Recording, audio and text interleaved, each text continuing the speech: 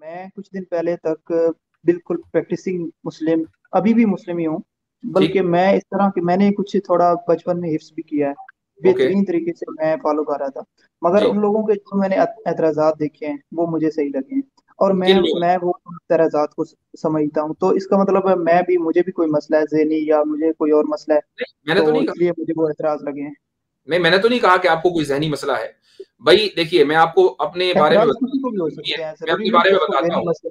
मैं अपने बारे में बता देता हूँ आपको, और इससे पहले भी मैंने कई मर्तबा इस चीज़ का इज़हार ऑन रिकॉर्ड किया है कि हम में से जितने भी यहाँ बैठे हुए हैं, हम 4 बैठे हुए हैं आपके अलावा। मैं हूँ, कैसर अहमद राजा साहब हैं, आमिर हक़ साहब हैं, आसिम इफ्तिख़ार साहब हैं। हम सब लोगों को आप अलग-अलग स्ट्रीम्स में देखते होंगे, इस्लाम को डिफेंड करते हुए, उसके बारे में, उसके एतराज़ात का जवाब देते हुए। लेकिन क्या आपको लगता है कि हमें अपना कोई पर्सनल कोई सवाल नहीं होगा? हमें हमारे पास भी बहुत सारे सवाल हैं। लेकिन हम उन सवालात का जवाब तलाशते रहते हैं, मुस्तकिल रिसर्च करते रहते हैं, चूँकि हमें हम में से किसी को भी ये गुमान भी नहीं है कि हम सब कुछ जानते हैं। हम तो थोड़ा भी नहीं जानते, सीधी-सीधी बात है, इस्लाम की जितना लिटरेचर है, उसका हमने 5% भी नहीं पढ़ा है। तो वो जो 95% 95% जो लिटरेचर है, हम उसमें अपने सवालों के जवाब ढूँढते रहते हैं, लेकिन साथ में अपनी जहालत का एतराफ़ भी करते हैं इस इस्लामिक लिटरेचर के ताल्लुक से। तो आप भी अगर इसी रवैये पर आएँगे तो कोई, ये तो एक नेचुरल रवैया है। ये तो नेचुरल रवैया है, ऐसा ही होना भी चाहिए। जी। जी, बिल्कुल सही। अच्छा, आपकी मैंने इसी तरह, जैसे आप कह रहे हैं कि हम जवाब सवालों का जवाब तलाश करते रहते हैं, इसी तरह मैं सवालों के जवाब तलाश करते, मैंने आपके चैनल पे गया, मैंने बहुत कोशिश की कि उन सवालों के जवाब आप दे रहे हो कम से कम, क्योंकि मुझे आप बड़े डिसेंट से मुफ्ती लगे कि नॉलेज आपका अच्छा है, अरेबिक वगैरह सब कुछ। मगर आप भी खुदा के होने और ना होने का मोस्टली टॉपिक पकड़ा होता है। मसला ये नहीं है कि खुदा है या नहीं खुदा है। मसला ये है कि जो इस्लाम में खुदा का तस्वर हमें पेश किया गया है 1400 सालों से, क्या वो वाला खुदा है या नहीं? मसला ये है असल। नहीं, मसला बहुत से लोगों के नज़दीक ये भी है कि क्या खुदा है या नहीं है। और जिन लोगों के नज़दीक ये मसला, सुनिए मेरी बात सुन लीजिए, जिन लोगों के नज़दीक ये मसला नहीं है, तो हम उनसे कम से कम ये ज़रूर पूछते हैं कि क्या आप खुदा के वजूद के कायल हैं, कि कोई खुदा है? जब वो बुनियाद मजबूत हो जाती है तो फिर हम आगे बढ़ते हैं। हम पहला फ्लोर बगैर फाउंडेशन के तो तामीर कर ही नहीं सकते, वो तो पॉसिबल ही नहीं है। इसलिए पहले ये चीज तो क्लियर करनी पड़ेगी ना। अब हम इस्लाम का जो तस्वुर खुदा है वो पेश कर रहे हैं, अगला खुदा के वजूदी का कायल नहीं है, क्या फायदा होगा उससे बात करने का। मुफ्ती साहब, वो मेरा वो मेरा इतना ख्याल है कि जो वो इतना हमारे बड़ा मसला नहीं है खुदा का। खुदा अगर इस्लाम में जो खुदा का तस्वर है, वो खुदा अगर साबित हो गया कि वाकई ये खुदा है जिसने पूरी कायनात को बनाया, क्रिएटर ये है, तो मेरा नहीं ख्याल कि कोई भी एथियस्ट रहेगा वो मान लेगा कि वाकई खुदा है और वो इस्लाम वाला खुदा है।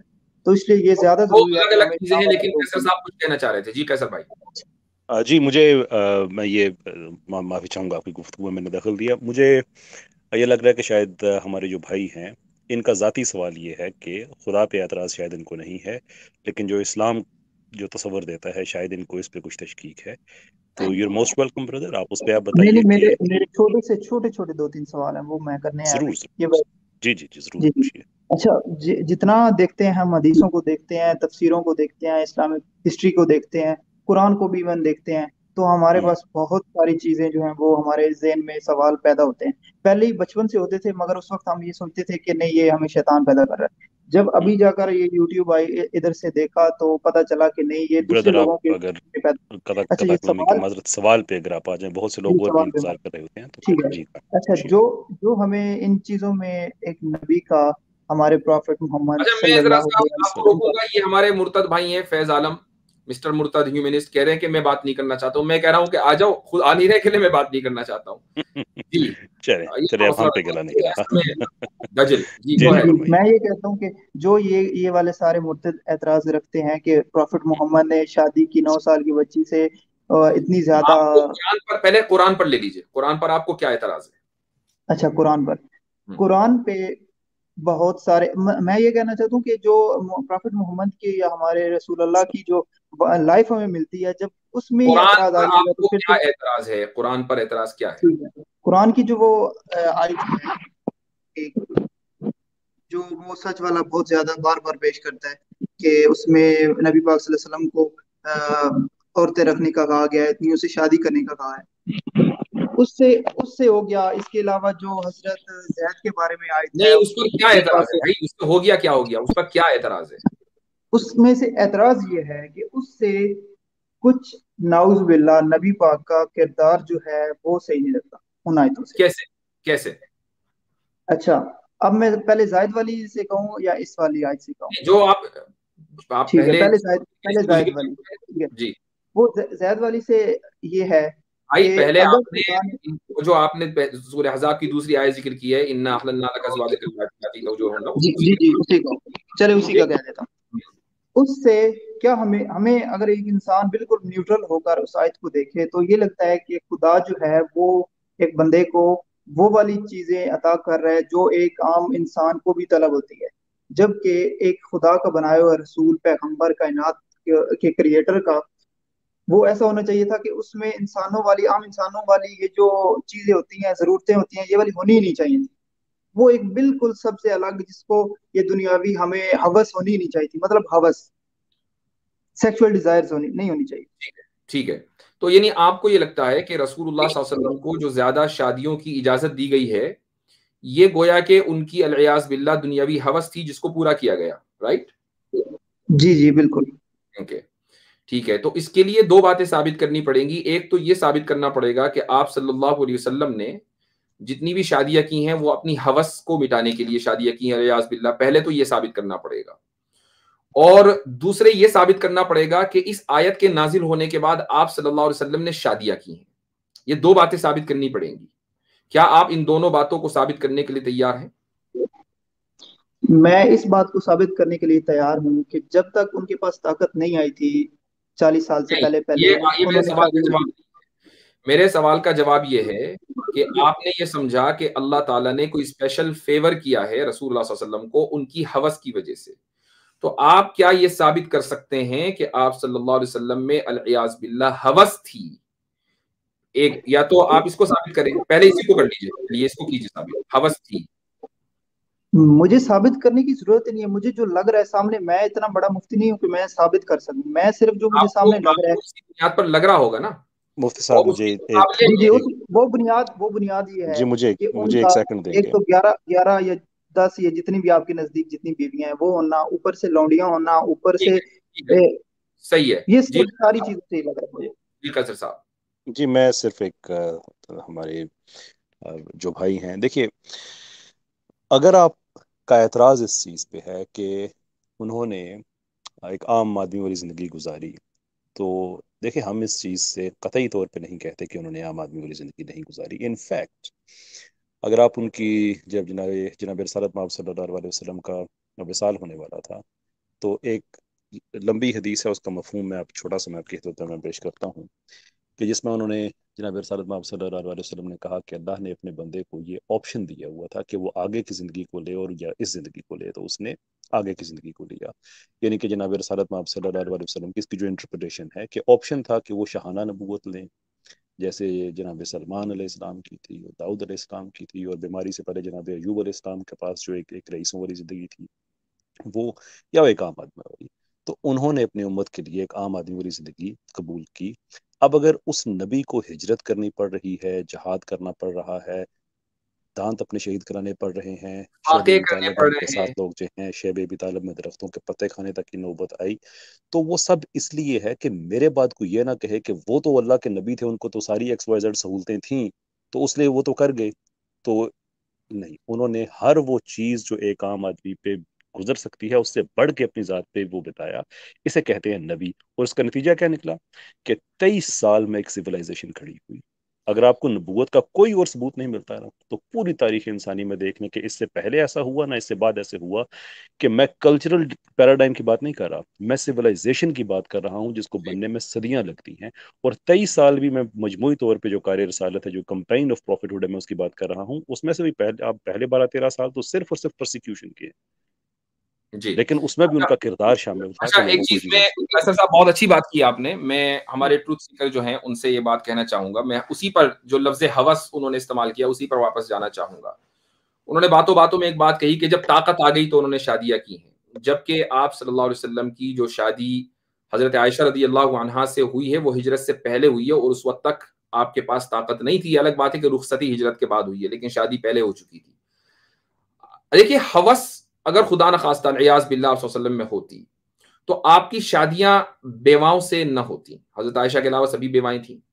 आपकी शादियां तो फिर आज भी आप देख लीजिए, किसी भी एक आदमी को आप पूछें, उससे कहें भाई तुम्हारे पास दो ऑप्शन है, एक बेवा औरत है और एक औरत ऐसी है कि जिसकी शादी पहली मर्तबा हो रही है, तो तुम किसको चूज करोगे?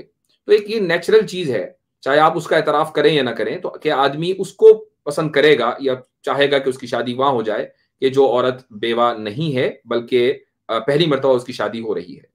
यहाँ आप सल्लल्लाहु अलैहि वसल्लम का रवैया बिल्कुल उलट है। तो आप सल्लल्लाहु अलैहि वसल्लम की कसरत अजवाज से, यानी ताद्दुद अजवाज, कसरत अजवाज से हवस साबित नहीं कर सकते, हवस साबित नहीं कर सकते हैं, ये बुनियादी पॉइंट है। क्या दूसरा, लौंडियों से मुफ्ती साहब इसमें एक पॉइंट ऐड कर दूं कि ये जो हवस वाली बात हो रही है, क्या वो वाकया पता होगा शायद इनको भी कि अहले मक्का ने जो है नबी अलैहिस्सलातु वस्सलाम को ये ऑफर दिया था कि आप अपनी दावत बंद कर दें और उसके बदले में जो है आपकी हम शादियां जो है एक से एक हुस्न वाली औरतों से कर देंगे। जी जी जी जी तो जी। अगर ये अच्छा हवस उनकी नफ्सियात अगर ऐसी होती, हवस वाली होती, तो वो कबूल कर लेते इस ऑफर को, और वो सरदार भी बनाए जा रहे थे मक्का के। अच्छा, रही बात ये जो आप बार बार लौंडियों की बात कर रहे हैं, मैं इस पर आपसे एक गुजारिश करूंगा कि हमें सिर्फ एक हफ्ता आप और देंगे इंशाल्लाह, क्योंकि हम इस पर तफसील से बात करना चाहते हैं। मैं कोई एक बात कह दूंगा, उसको आप ले उड़ेंगे या कोई दूसरा ले उड़ेगा, उससे कोई फायदा नहीं है। इस मौजू के ऊपर तफसील से बात होनी है, तो इसलिए आप इस मौजू को फिलहाल कर दीजिए मुअख्खर, अगले हफ्ते आप जरूर तशरीफ ला सकते हैं। लेकिन बात जो ताद्दुद अज़वाज की है उस पर बात हो रही है कि उसको बुनियाद बनाकर आप रसूलुल्लाह सल्लल्लाहु अलैहि वसल्लम की के अलियाज़ बिल्लाह हवस को साबित नहीं कर सकते हैं। रही ये बात कि जो आपने आयत पेश की है, आपका दूसरा जो पॉइंट है वो ये है कि अल्लाह ताला ने स्पेशल फेवर किया है, तो अल्लाह ताला ने इजाजत जरूर दी है। क्या रसूलुल्लाह सल्लल्लाहु अलैहि वसल्लम ने उस इजाजत को अवेल किया है? इस आयत के नाजिल होने के बाद कोई शादी की है? ये तो आप जानते होंगे, ये सारा नहीं नॉलेज की है, आप मेरे नहीं की सामने है। सामने जो तो चीजें हैं। अब मैं अगर ये कलाम रसूलुल्लाह सल्लल्लाहु अलैहि वसल्लम का होता और अल्लाह का ना होता, तो आप सल्लल्लाहु अलैहि वसल्लम इस आयत को कुरान में इंसर्ट करते और इसके बाद चूंकि फ्री लाइसेंस मिल गया है, तो चाहे जितनी शादी करें, नो टेंशन, एक भी शादी नहीं की। ठीक हो गया। अच्छा इन एक चीज शादियों पे और एक जिक्र लौंडियों भाई, पे आप हाँ ठीक है जवाब जिक्र दे दें आप जिक्र भाई, एक चीज सुनिएगा, एक चीज सुनिएगा, क्योंकि ये जो सवाल आपके ध्यान में आता है ना, ये देखा किस तरह मुफ्ती साहब ने लिया है, हमने कोई आप पे गुस्ताखी का कोई ऐसी चीज, और बिल्कुल आप सवाल जनवन जो आपके ध्यान में आता है, इश्कालात है वो रखें। अच्छा, मैं आपसे ये पूछना चाहता हूँ, क्योंकि तसव्वुर जहां से उभरा है मैं उसको भी समझना चाह रहा हूँ। ट्रुथ सीकर भाई, मैं जानना चाहता हूँ, हवस को आप डिफाइन कर सकते हैं कि हवस से मुराद आपकी ये है औरतों की लालच, तमन्ना, इसको किस तरीके से डिफाइन करेंगे? मैं जानना चाह रहा हूँ कि हवस को आप थोड़ा सा डिफाइन करें कि हवस है क्या। ठीक हो गया। हवस दो तरह की होती है, हर इंसान में होती है। एक ज्यादा से ज्यादा दौलत की, एक ज्यादा से ज्यादा औरतों की ही होती है। ठीक, अब जितना अच्छा, भी कह लें मैं देखूं, पर जबरदस्त, ये हवस हर मैं समझ इंसान में गया, होती है। मैं समझ गया, मेरा जबरदस्त मसला जबरदस्त। ये है कि ये वाली हवस। अगला सवाल पूछने लगा जी हूं, जी आपने बिल्कुल ठीक कहा, मैं आपसे मुत्तफिक हूं जो आप कह रहे हैं, ज्यादा दौलत की, ज्यादा औरत की, जबरदस्त, हवस इसको कहते हैं। ये आपने लिख लेना नादरीन के साथ, ज्यादा औरतें और ज्यादा दौलत, ठीक है, इसको हवस कहते हैं। अच्छा, मुझे ये बताएं, हवस की आम एवरेज इंसान के अंदर, इंसानी माशरों के अंदर पीक कब होती है? ये मुझे बताइएगा, पीक जो होती है हवस की, इन चीजों की, ये मुझे बताएं। ये नहीं, मतलब आप एज के बारे में पूछ रहे हैं, किस एज में हाँ होती हाँ, यानी इंसानी उम्र की ये हवस की एवरेज पीक क्या है? जो सेंसेस होते हैं, सर्वेज हैं, उस है? एतबार से पीक कब होती है? ये ये मेरे ख्याल से 18 साल के बाद किसी भी वक्त एक मर्द में होती है, इन दोनों ठीक है, चीजों की। मरते 18 दम साल तक से, रहती ठीक है, 18 साल आप कह रहे हैं, ठीक है, 18 साल, अच्छा, और मरते दम तक ये रहती है, ठीक हो गया। अगर हम दोनों हवस को देखें, दोनों चीजों को देखें, तो एक बंदा बचपन से पैदा होता है, 40 साल 25 साल की उम्र होती है, वो एक ऐसी औरत से शादी करता है जो 2 दफा बेवा हो चुकी है, बच्चे भी रखती है, और 15 साल बड़ी है। अरब में उस वक्त पोलोगेमी को कोई भी ऐब नहीं समझा जा रहा था, जैसे अब नहीं समझा जाता, तब भी नहीं समझा जाता था कि आप ताद्दुद अज़वाज करें। कितने लोगों की बीवियां भी थी, लौंडियां भी थी, सब थी, यानी ये चीज उससे पहले प्रैक्टिस हो रही थी। यानी ये चीज एक ऐसे शख्स को जो अरब में उस वक्त पैदा होता, 25 साल की उम्र, फिर 40 साल की उम्र, फिर 50 साल की उम्र तक, कोई चीज उसको अखलाकी तौर पर, कानूनी तौर पर, मुआशरती तौर पर रोकने के लिए कोई ऑब्स्टिकल नहीं था कि वो इस चीज को प्रैक्टिस कर सकता। वसाइल भी थे, जवानी भी थी, अमानत और सदाकत के चर्चे भी थे, मकबूलियत भी थी, और ऐसे कबीले से भी था कि हर कोई उस कबीले के साथ ताल्लुक जोड़ना चाहे। प्रीचिंग्स ऑफ इस्लाम के अंदर सर आर्नल्ड लिखते हैं कि मोहम्मद, ये ओरिएंटलिस्ट की बात कर रहा हूं, कि वो कहते हैं, ये ओरिएंटलिस्ट नॉन मुस्लिम की बात कर रहा हूं, वो लिखते हैं, जिसको कोट किया फिर शिबली नुमानी ने अपनी किताब के अंदर भी, और ओरिजिनल किताब भी मेरे पास पड़ी, अगर कहेंगे मैं रेफरेंस दिखाऊंगा, उसमें वो कहते हैं कि जो लोग मोहम्मद के ऊपर वुमनाइजर होने का नाउजुबिल्ला, या औरतों का दिलदादा या खूबसूरत औरतों की तरफ लपकने का नाउजुबिल्ला इल्जाम लगाते हैं, उनको ये कहना चाहिए कि जो उसका पीक का टाइम था वो तो उसने मुजर्रद गुजार दिया और एक बीवी के साथ गुजार दिया। जो एक बंदे की जवानी का टाइम होता है, 25 साल में हजरत खदीजा शादी हुई, उस तक 15 साल तक, ठीक है, 40 कर लें, हजरत खदीजा आपके साथ रहती है, उसके बाद 40 साल दौरे नबूवत में आप ऐलान नबूवत करते हैं, और उसके बाद 53 साल के बाद जाकर आप तअद्दुद अज़वाज को किस जगह पर प्रैक्टिस करते हैं, अभी हम नहीं देख रहे। वो जो खास पीक टाइम था, उस पीक टाइम के अंदर तो आपने कोई भी ऐसा काम नहीं किया कि औरत की कम से कम हवस आपसे छलकती हो। क्या आप इस चीज को समझे हैं कि मसलन वो हिस्सा भी तो देखे ना मोहम्मद सल्लल्लाहु अलैहि वसल्लम। बहुत उम्दा पॉइंट। अच्छा, ट्रुथ सीकर मैं का समझ गया एक मिनट सर, इसका इसका जवाब जवाब भी दे। बताइएगा मुझको कि क्या हवस की कोई लिमिट होती है? क्या आपके नजदीक हवस की कोई लिमिट है? मैं पहले अमीर हक साहब का वो जवाब दे दूं, फिर मुझे भूल जाएगा। जी। वो ये कि वो बिल्कुल ये वाला, मुझे बिल्कुल, इसका मैं एक ही गेस जवाब कर बन सकता है, वो आप दे लें, इसका एक ही जवाब बन सकता है, वो आप देने लगे हैं, मेरे मुझे पता है, ख्याल और से उसके बाद मैं बात करूंगा जी। मेरे ख्याल से मैं अगर बिल्कुल मैं मुसलमान होकर भी सोचूं तो मेरे माइंड में ये आएगा, अगर मेरे पास जरा सा भी ज़हन है, वो ये आएगा कि इंसान के पास जब कुछ भी नहीं होता उस वक्त उसको नहीं ना बीवी मिलती है ना उसे कुछ मिलता है, और जब उसके पास कुछ होता है तब जाकर ही वो शादियां भी करता है, तब जाकर जबरदस्त, वो कोई उसको बेटी भी देता है। तो उनके पास जब जबरदस्त, 40 साल तक कुछ नहीं था तो तब तक कैसे उन्होंने ज्यादा औरतें कर दी थी, यही कैसे जवाब लौंडियां बनता ले था, ली थी? यही जवाब बनता था, मुझे पहले पता था ये जवाब बनता है। अब आप सुनिए उसका आगे, क्योंकि उससे आगे दूसरा फेज शुरू होता था कि जो एतराज का दूसरा हिस्सा है कि मोहम्मद सल्लल्लाहु अलैहि वसल्लम के पास जब ताकत और माल और दौलत आ गई तो उन्होंने जनाब शादियां की।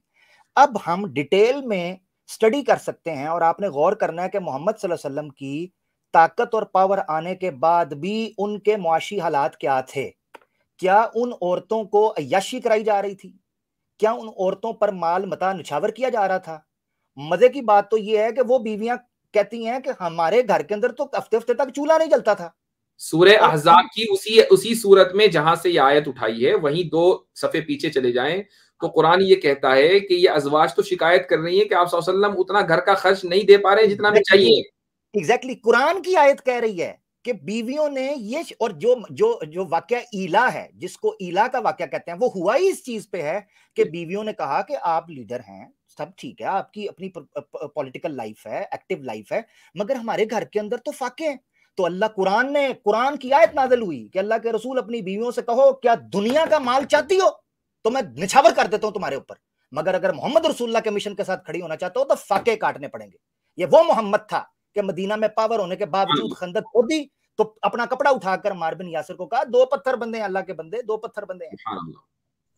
मैं ये कहता हूं कि जो 2 हवसें आपने बताई हैं, मुझे उनका प्रैक्टिकली इस्तेमाल होते हुए मोहम्मद सल्लल्लाहु अलैहि वसल्लम नजर नहीं आते जी, जो वजह बन सकती थी। बिल्कुल, आपके जवाब ने इम्प्रेस किया बहुत सारे मुसलमानों को, मुझे भी किया। ठीक है, मुझे अब ये इतना बताएं कि ये सारी जो स्ट्रगल आप साथ साथ बताते हैं कि ये भी किया उन्होंने, वहां पे भी मुश्किल खाई, वहां पे खंदक खोदी, ये किया वो किया। मेरे भाई, जब इंसान एक किसी चीज की कोशिश में होता है ना तो उसके लिए वो स्ट्रगल करता है। आप पाकिस्तान की मिसाल ले ले, कोई भी अगर कोई भी चले, मैं समझ पॉलिटिशियन गया, मैं आपकी बात समझ गया, मैं पता क्यों टोकना चाह रहा हूँ, वक्त की वजह से। मुझे ये बताएं, जान दे मुझे ये देता है, बताएं, वो कहता है चले कि चले, मुझे मुझे जान ये बताएं, ले लो, मैं मेरे समझ गया ताकत आपकी बात, मैं वक्त बचाने के लिए कह रहा हूं, मैं समझ गया। आपने कहा एक स्ट्रगल टाइम था मदीना में, स्ट्रगल, मुझे ये बताएं वो स्ट्रगलिंग टाइम और वो पीक का अचीविंग टाइम मोहम्मद सल्लल्लाहु अलैहि वसल्लम का मदीना के 10 सालों में कब हुआ, ये बता दें। चलें आपके सवाल को हल कर देते, वो बताएं, ताकि तब से हम शुरू करें कि मोहम्मद सल्लल्लाहु अलैहि वसल्लम ने इसके बाद याशी शुरू की, नाउज़ बिल्लाह। बताएं। नहीं, एग्जैक्ट आपका सवाल क्या है, मुझे समझ नहीं आई। हाँ, मैं सवाल बताता हूं कि वो कौन सा स्ट्रगलिंग टाइम था ना, मदीना में आने के बाद भी economically, financially, monetarily struggling time था।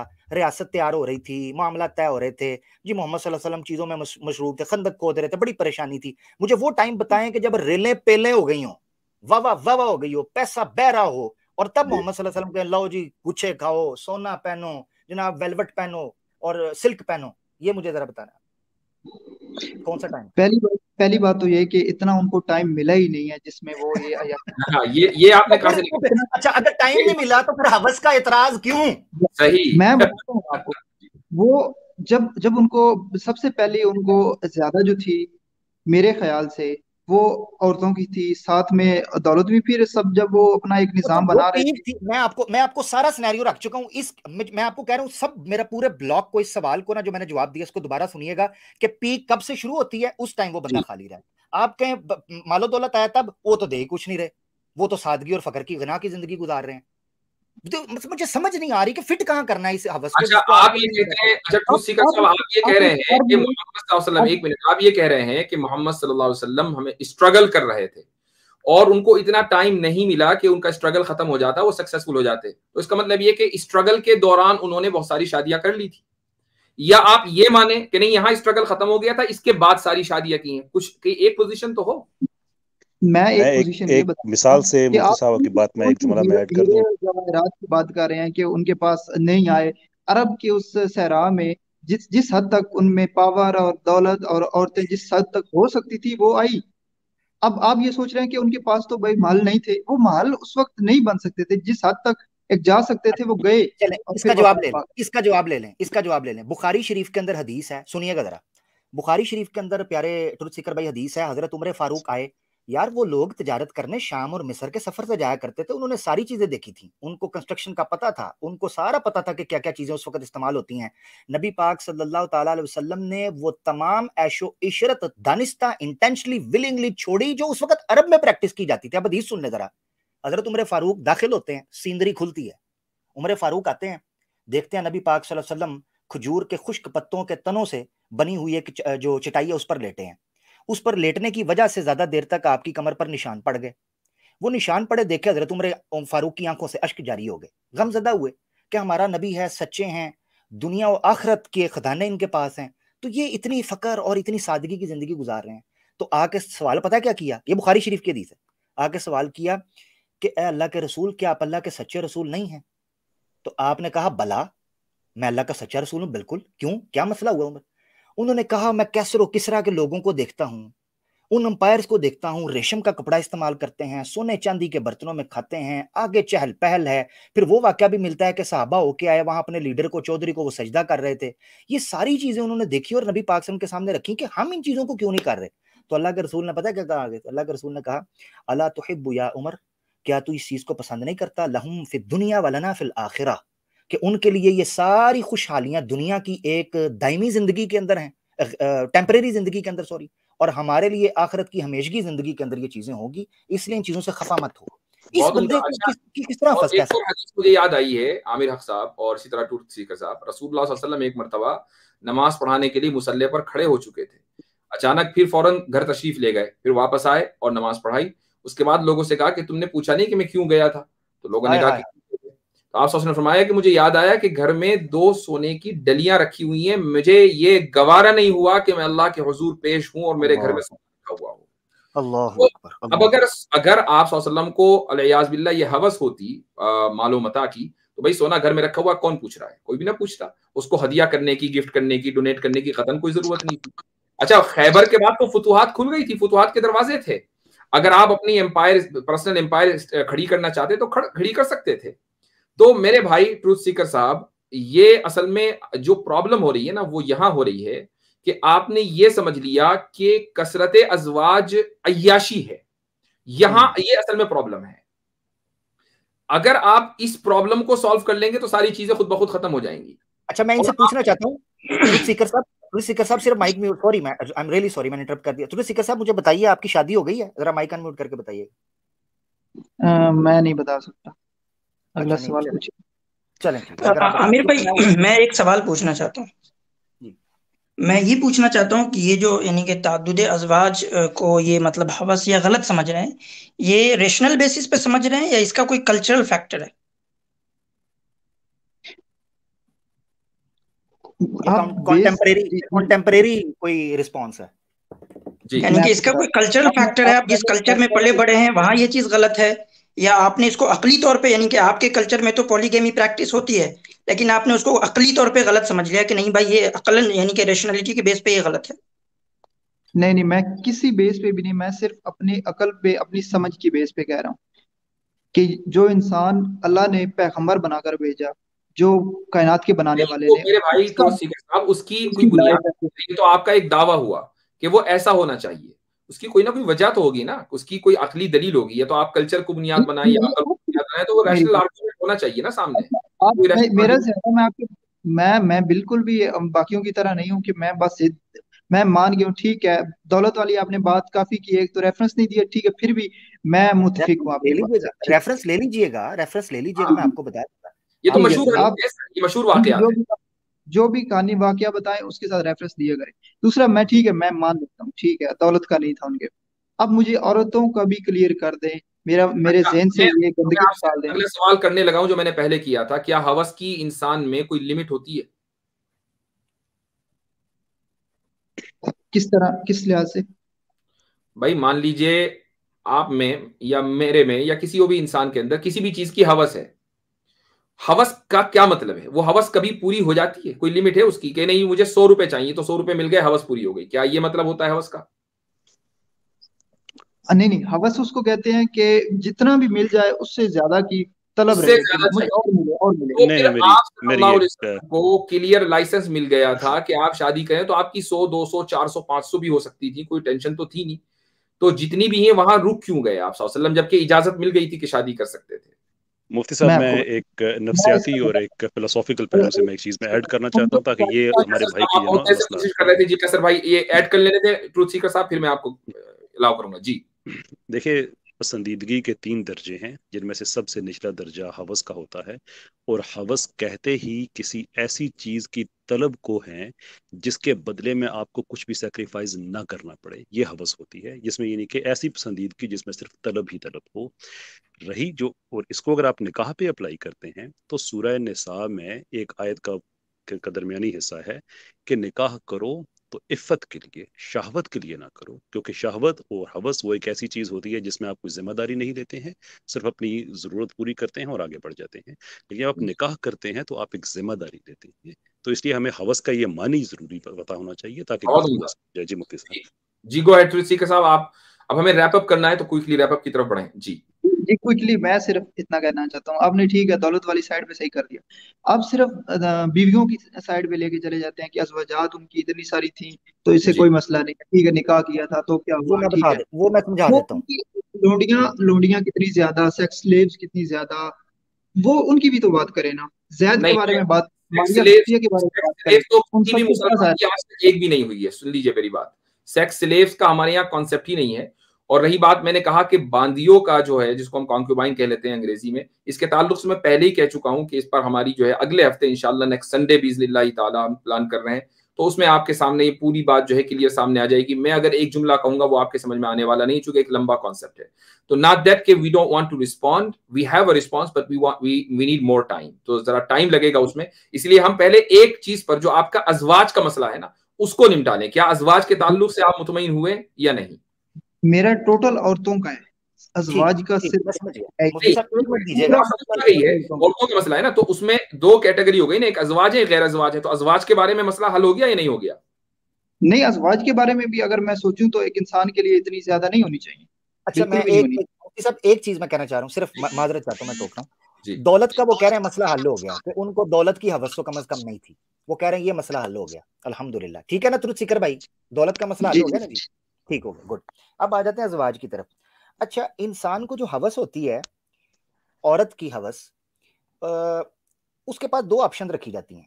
एक, और ये देख, 2 ऑप्शंस ऐसी हैं जिनको वो जब चाहे इख्तियार कर सकता है। क्योंकि एक, हमने जो कुलिया पहले तैयार किया था, आपका जहां से एतराज बनता है कि चूंकि पावर आई, चूंकि दौलत आई, चूंकि माल की फरावानी आई, तो लिहाजा दूसरी चीज आ गई कि अब औरतें भी आ सकती हैं, लोग रिश्ते भी देंगे। आपने खुद कहा कि लोग रिश्ते भी देंगे, चीजें भी देंगे, बच्ची का रिश्ता भी आएगा, सब चीजें आएंगी। ये सारी चीज आपने बयान की। अब मुझे ये बताएं, एक बंदे के पास जिसको औरतों की हवस हो, उसके सामने 2 ऑप्शंस रखी जाएं कि तुम एक कबारी लड़की से, जवान लड़की से शादी करो, और दूसरी ऑप्शन रखी जाए कि कोई बेवा होगी, बूढ़ी होगी, ऐसी भी होगी कि एज आपसे बड़ी भी हो। तो वो दोनों में से किन को इख्तियार करेगा?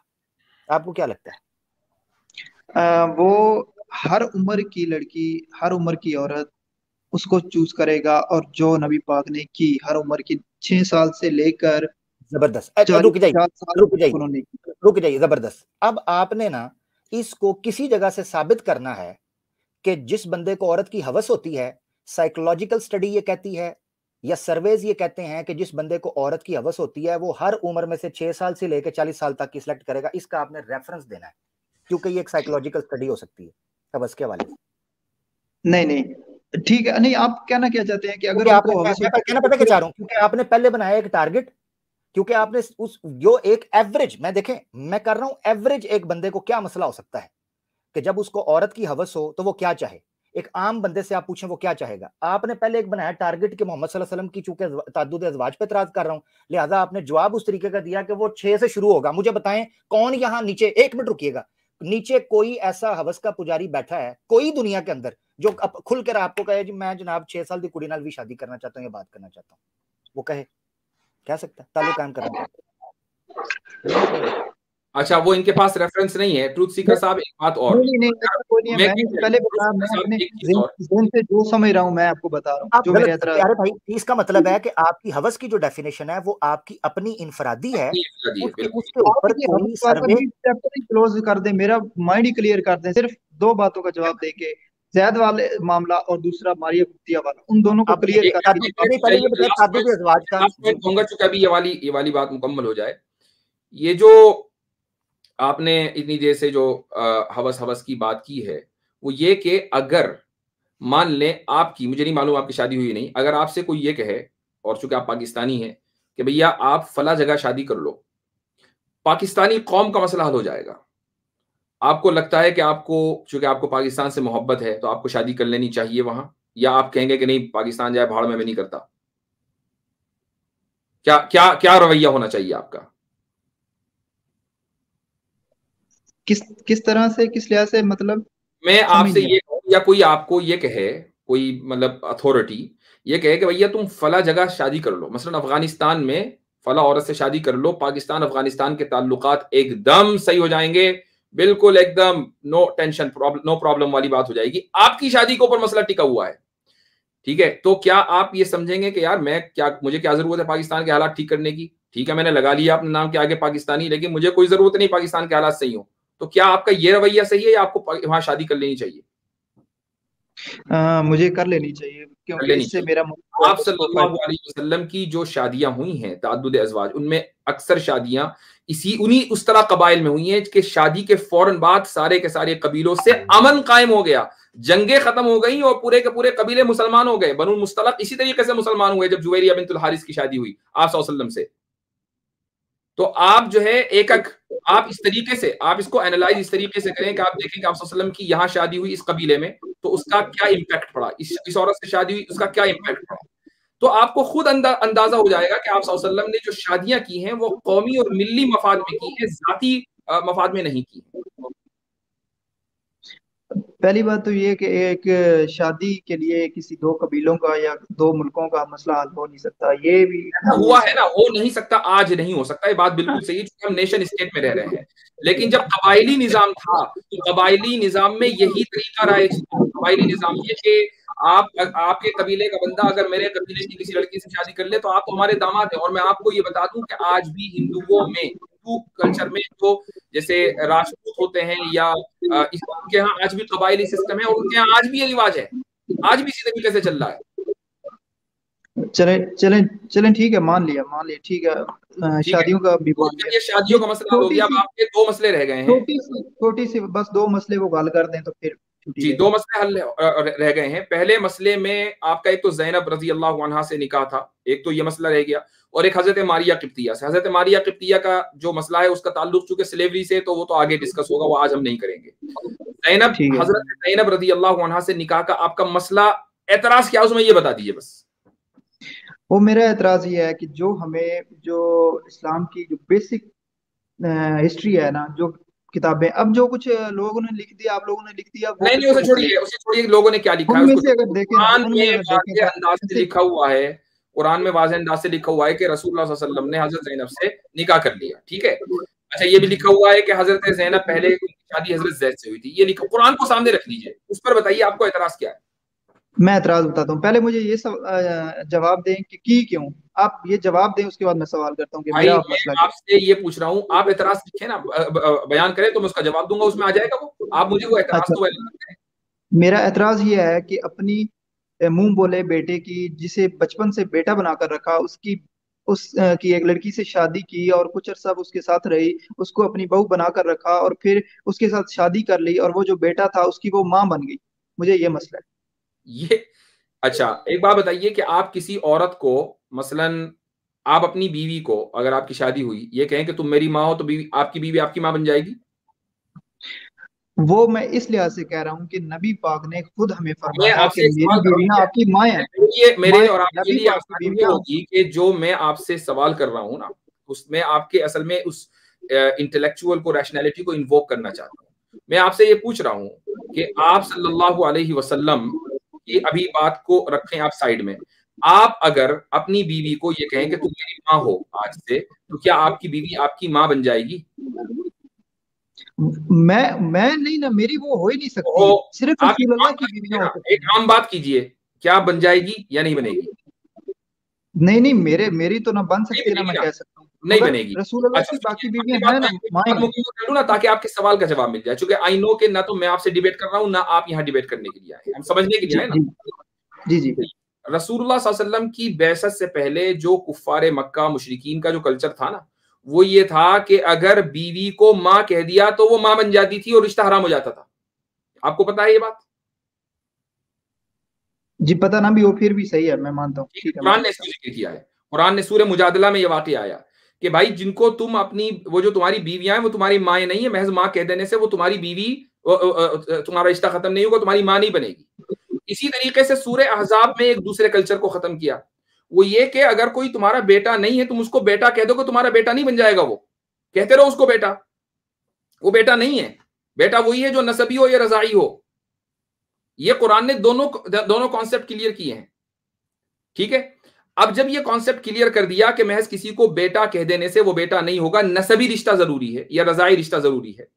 अब बेटा नहीं है, बेटे ने कहीं निकाह कर लिया, उसके बाद उसको अपनी बीवी को तलाक दे दी, तो अब ये दिखाना था, ये रसूल ये आप सल्लल्लाहु अलैहि वसल्लम से ये अमल करवाना था अल्लाह ताला को, कि अगर आप सल्लल्लाहु अलैहि वसल्लम ये निकाह कर लेंगे तो पूरी उम्मत मुस्लिमा के लिए, तमाम मुसलमानों के लिए नजीर बन जाएगी। कुरान ने इसको जिक्र किया है, कैला यकून अलल मुमिनीन हरजुन फी अज़वाजी अदइयाइहिम, कि ताकि मोमिनीन के लिए ये निकाह इसलिए हुआ है ताकि मोमिनीन के लिए ये हरज ना रहे कि वो अपने मुंह बोले बेटों की बीवियों से जबकि उनको तलाक हो जाए वो निकाह कर ले, इसमें कोई हरज ना रहे। ये स्टैंडर्ड सेट करने के लिए, प्रेसिडेंट सेंटेंस सेट करने के लिए रसूलुल्लाह सल्लल्लाहु अलैहि वसल्लम से निकाह करवाया गया हजरत ज़ैनब के साथ।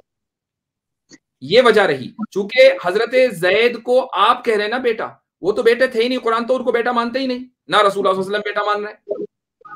अच्छा ठीक है, मुझे ये बताएं कि जो रसूलुल्लाह की बीवियां हैं, क्या वो उम्मत की माएँ हैं या नहीं, मुझे ये बता दें। वो बिल्कुल रूहानी माए हैं। तो वो भी हजरत जैद की, वो जो हजरत जैनब थी, वो माँ बन गई या नहीं, वो भी साहबी थे, नसबी माँ उम्मत तो में नहीं थी। बनी ना, नसबी माँ तो नहीं बनी, रूहानी बनी है। रूहानी माए हैं, नसबी नहीं है। माँ तो बन गई ना वो, उनके लिए वो भाई ये तो कह सकते हैं ना कि रसूलुल्लाह की शादियों का बीवियां मेरी भी माँ हैं। दोबारा बोले, आवाज कट गई। मैं बोल रहा हूँ कि वो माँ बन तो गई ना, चाहे रूहानी है या असल में माँ, अच्छा, बन उससे तो क्या गई ना साबित, माँ।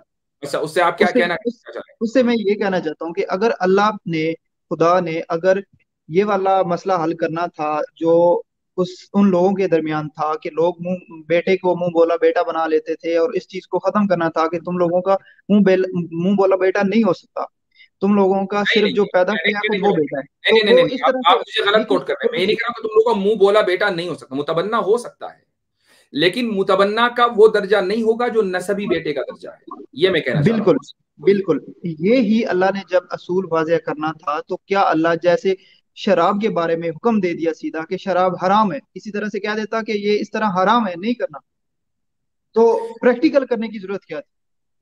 देखिए, प्रैक्टिकल करने की जरूरत क्या, आप ये समझते हैं कि अगर ये कह दिया जाता आप सल्लल्लाहु अलैहि वसल्लम को कि नहीं जी, ये कुरान करीम में यह आयत आ जाती, तो क्या लोग, क्या कोई बाद में आकर कोई मुसलमान अपने मुंह बेले बेटे की मुतल्लका बीवी से निकाह कर लेता, उसकी जुर्रत करता? मैं ये कहता हूँ कि अगर कुरान में सीधी आयत आ जाती कि ये इस तरह हराम है, तो मुसलमान ऐसे ही इसको छोड़ देते, जैसे शराब नहीं को। भाई, देखिए मुतबन्ना मैं को मुफ्ती छोड़ने की साहब बात मैं नहीं हो इसका रही आंसर करता हूँ इनको। है। एक देखिए मिनट, एक चीज होती है कल्चरल मैं प्रेशर। बात मुकम्मल कर लूं। मुतबन्ना को छोड़ने की बात नहीं हो रही है, मुतबन्ना को मना नहीं किया कुरान ने। कुरान ने ये कहा कि मुतबन्ना की मुतल्लका से निकाह किया जा सकता है। अगर कुरान में सिर्फ ये हुक्म आ जाता, तो क्या आपको लगता है कि मुसलमान ये जुर्रत कर लेते कि मुतबन्ना की बीवी से, मुतल्लका से वो निकाह कर लेते? कोई भी मुसलमान ये जुर्रत करता अगर उसके सामने नजीर ना होती?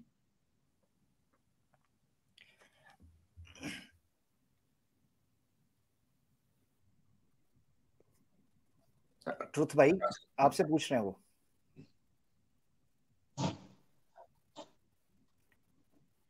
एनीवेज, पता नहीं क्या चलेगा। आसिम भाई, आप कोई पॉइंट कहना चाह रहे थे, प्लीज गो अहेड। सॉरी जी मैंने जी, मैं ये कह रहा था इनको समझाने के लिए, वो हिकमत पूछ रहे थे कि अल्लाह के नबी सल्लल्लाहु अलैहि वसल्लम ने क्यों की, सिर्फ कुरान में जो हुक्म वारिद हो जाता। तो देखें बहुत सारी चीजें जो है ना सिर्फ हुक्म वारिद होने से नहीं होती। एक चीज होती है कल्चरल प्रेशर, उसको तोड़ने के लिए प्रैक्टिकली करना जरूरी होता है।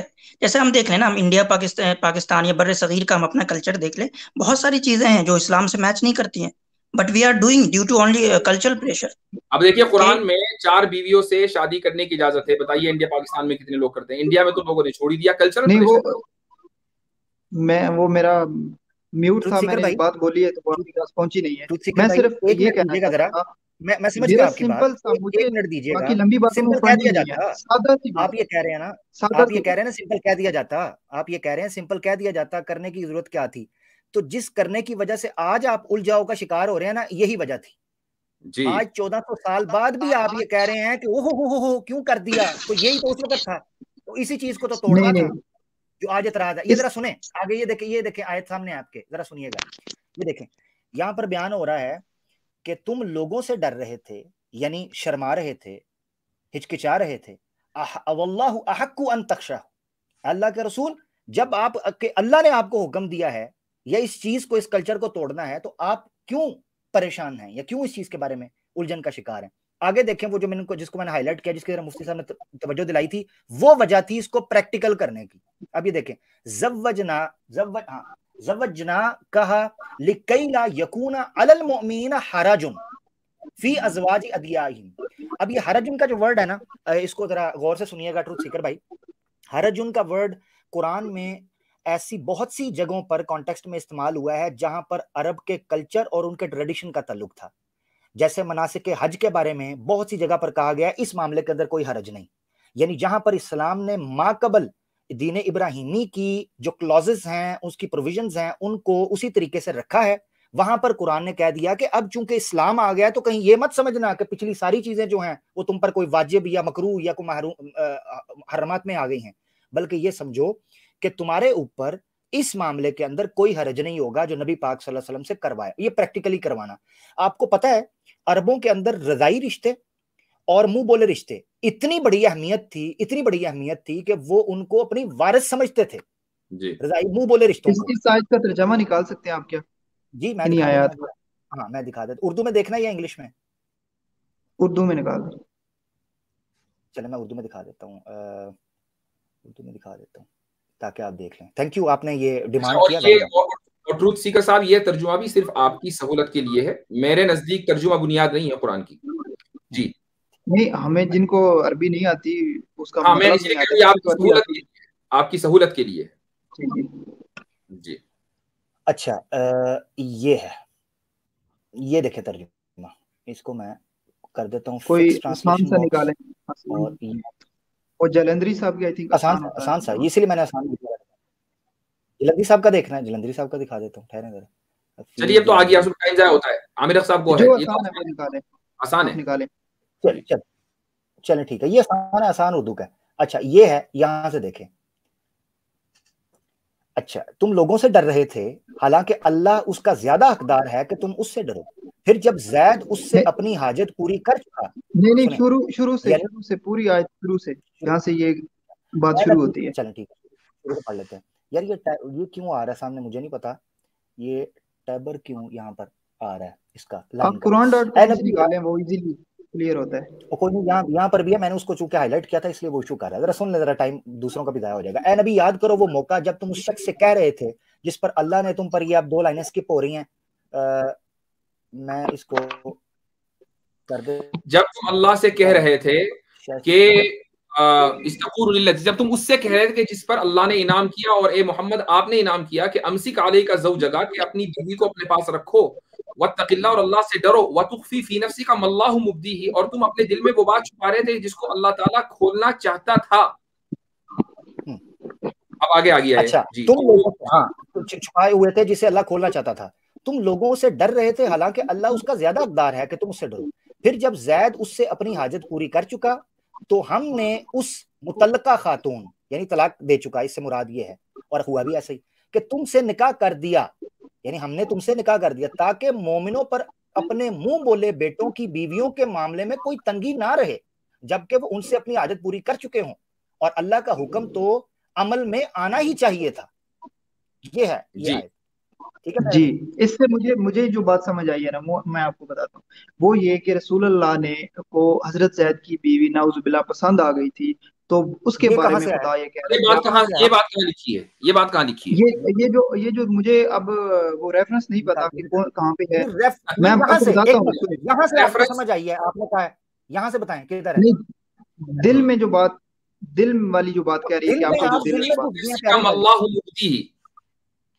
यहाँ से ना, दिल में, और इसकी तफसीर जो पहले वाले स्कॉलर्स हैं वो जो करते हैं वो भी आपने पढ़ी होगी ना। आपको यहाँ से ये बात समझ में आई ना, वतुख़फ़ी फ़ी नफ़्सिका मल्लाहु मुब्दी, यहाँ से समझ में आई कि दिल में छुपाए हुए थे कि मैं ज़ैनब से शादी करूंगा, राइट? जी जी। अच्छा, ये चीज आपको कैसे समझ में आई? वो मुझे एक तो तफसीरों से भी समझ आई और वैसे भी पढ़ने से मुझे समझ आई। अभी फिलहाल दिल में ये सामने हटा के रख दीजिए, आप इस आयत पर फोकस कर लीजिए। इस आयत से आपको क्या लग रहा है कि रसूलुल्लाह सल्लल्लाहु अलैहि वसल्लम ये प्लान बनाए हुए थे? मुझे इन आयतों से ये लग रहा है कि वो रसूलुल्लाह, साथ में वो तफसीर भी है इसकी कि वो उनके घर गए और आगे से वो उन्होंने नामुनासिब लिबास में देखा, तो नहीं है। तारीख तिबरी में ये रिवायत लिखी हुई है और झूठा वाकया, मौजू रिवायत है, आपको पता है? तारीख तिबरी में है मौजू रिवायत, फैब्रिकेटेड लिखा हुआ तो है ना। जो अच्छा जो पहले लिखी हुई थी तो उसको कबूल कर लेंगे। अच्छा, ये नहीं लिखा हुआ वहां के नबी पाक सल्लल्लाहु अलैहि वसल्लम सच्चे रसूल हैं और वो बिल्कुल ईमानदार है, वो नहीं लिखा हुआ वहां पर? इसको नहीं मानते? जी जी, वो सारा कुछ मैं मानता हूँ, वो मैं मानता हूँ सब कुछ, मगर ये वाली सुनिए, ट्रूथ सीकर साहब, मौजू रिवायतों को बुनियाद बनाकर आप कुरान को समझेंगे। मैं वो समझूंगा जो अकल में भी बैठती हो, वो बात अकल में बैठती है, क्योंकि अगर ये बात का वहां जानना, हजरत ज़ैनब को उस हाल में देखना, वो आपकी अकल में बैठ रहा है कि ऐसे हुआ होगा। जी, ये मेरे अकल में बैठ रहा है कि उनको वो पसंद आई, तब उन्होंने जाकर शादी की और आयत उतरी। आपको ये कैसे अकल में बैठ रहा है कि आप सल्लल्लाहु अलैहि वसल्लम वहां गए और आपने उनको उस हाल में देखा? ये सारी चीजें एक हिस्टोरिकल अगर इवेंट हुआ भी है, आपको कैसे पता चला अकल की बुनियाद पर कि सही है कि गलत है? क्योंकि ये आयत के मुताबिक ये सूट करता है। आयत के मुताबिक सामने लाइए आमिर भाई, आमिर साहब आयत सामने लाइए। ओके जी, यही वजह है। ये नहीं पढ़ रहे। अच्छा आमिर भाई, जब तक आप आयत को लोड करते हैं, ट्रूथ सीकर भाई, आपको क्रोनोलॉजी का पता है क्या होती है? क्या चीज? क्रोनोलॉजी पता है आपको क्या होती है? क्रोनोलॉजिकल ऑर्डर किन चीजों का? क्रोनोलॉजी? जी जी, तरतीब, यानी कि पहले क्या हुआ, फिर क्या हुआ, फिर क्या हुआ। ये दो बज़ाहिर जो डिस्कनेक्टेड वाक़यात हैं। अब आयत भी आ गया, मैं जल्दी से अपनी बात को ख़त्म करूं कि आप इसी आयत में अगर तरतीब देखें कि नबी पाक सल्लल्लाहु अलैहि वसल्लम ने चाहा कि ये निकाह बरकरार रहे, वो ना रहा, उसके बाद शादी हुई। ये है तरतीब, क्रोनोलॉजी। जो आप बता रहे हैं कि नहीं, उनको पहले वो खुदा न खास्ता पसंद आ गई और एक मौजू रवायत है जो आप कह रहे हैं दिल को लग रही है, जिसका कोई हिस्टोरिकल रेफरेंस क्रेडिबल नहीं है, ये क्रोनोलॉजी ही सारी बेसलेस है।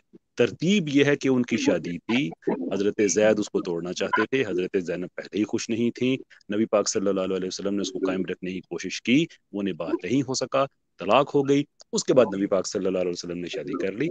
आयत इसलिए आई कि लोगों को था कि वो तो आपके मुंह बोले बेटे की बीवी थी, तो शरीयत ने वाज़ेह कर दिया कि मुंह बोले बेटे की कोई शरई हैसियत थी। इसमें क्या प्रॉब्लम है? जी, बहुत अच्छी बात। एक मिनट, ट्रूथ सीकर साहब, मुझे एक बात बताइए, अगर ये कलाम अल्लाह का न होता और ये कलाम रसूलुल्लाह का होता और उन्होंने ये कुरान में इंसर्ट कर दिया होता, तो क्या रसूलुल्लाह सल्लल्लाहु अलैहि वसल्लम अपना ये राज कभी फाश करते अपनी ज़बानी कि मैं तो ये प्लान बनाए बैठा था? नहीं, वो इस तरह किया भी नहीं है ना, इस तरह से तो नहीं कहा इस आयत में। आपने कहा ना कि मुझे इस आयत से समझ में आ रहा है, वतुख़फ़ी फ़ी नफ़्सिका मल्लाहु मुब्दीही व तख़शा।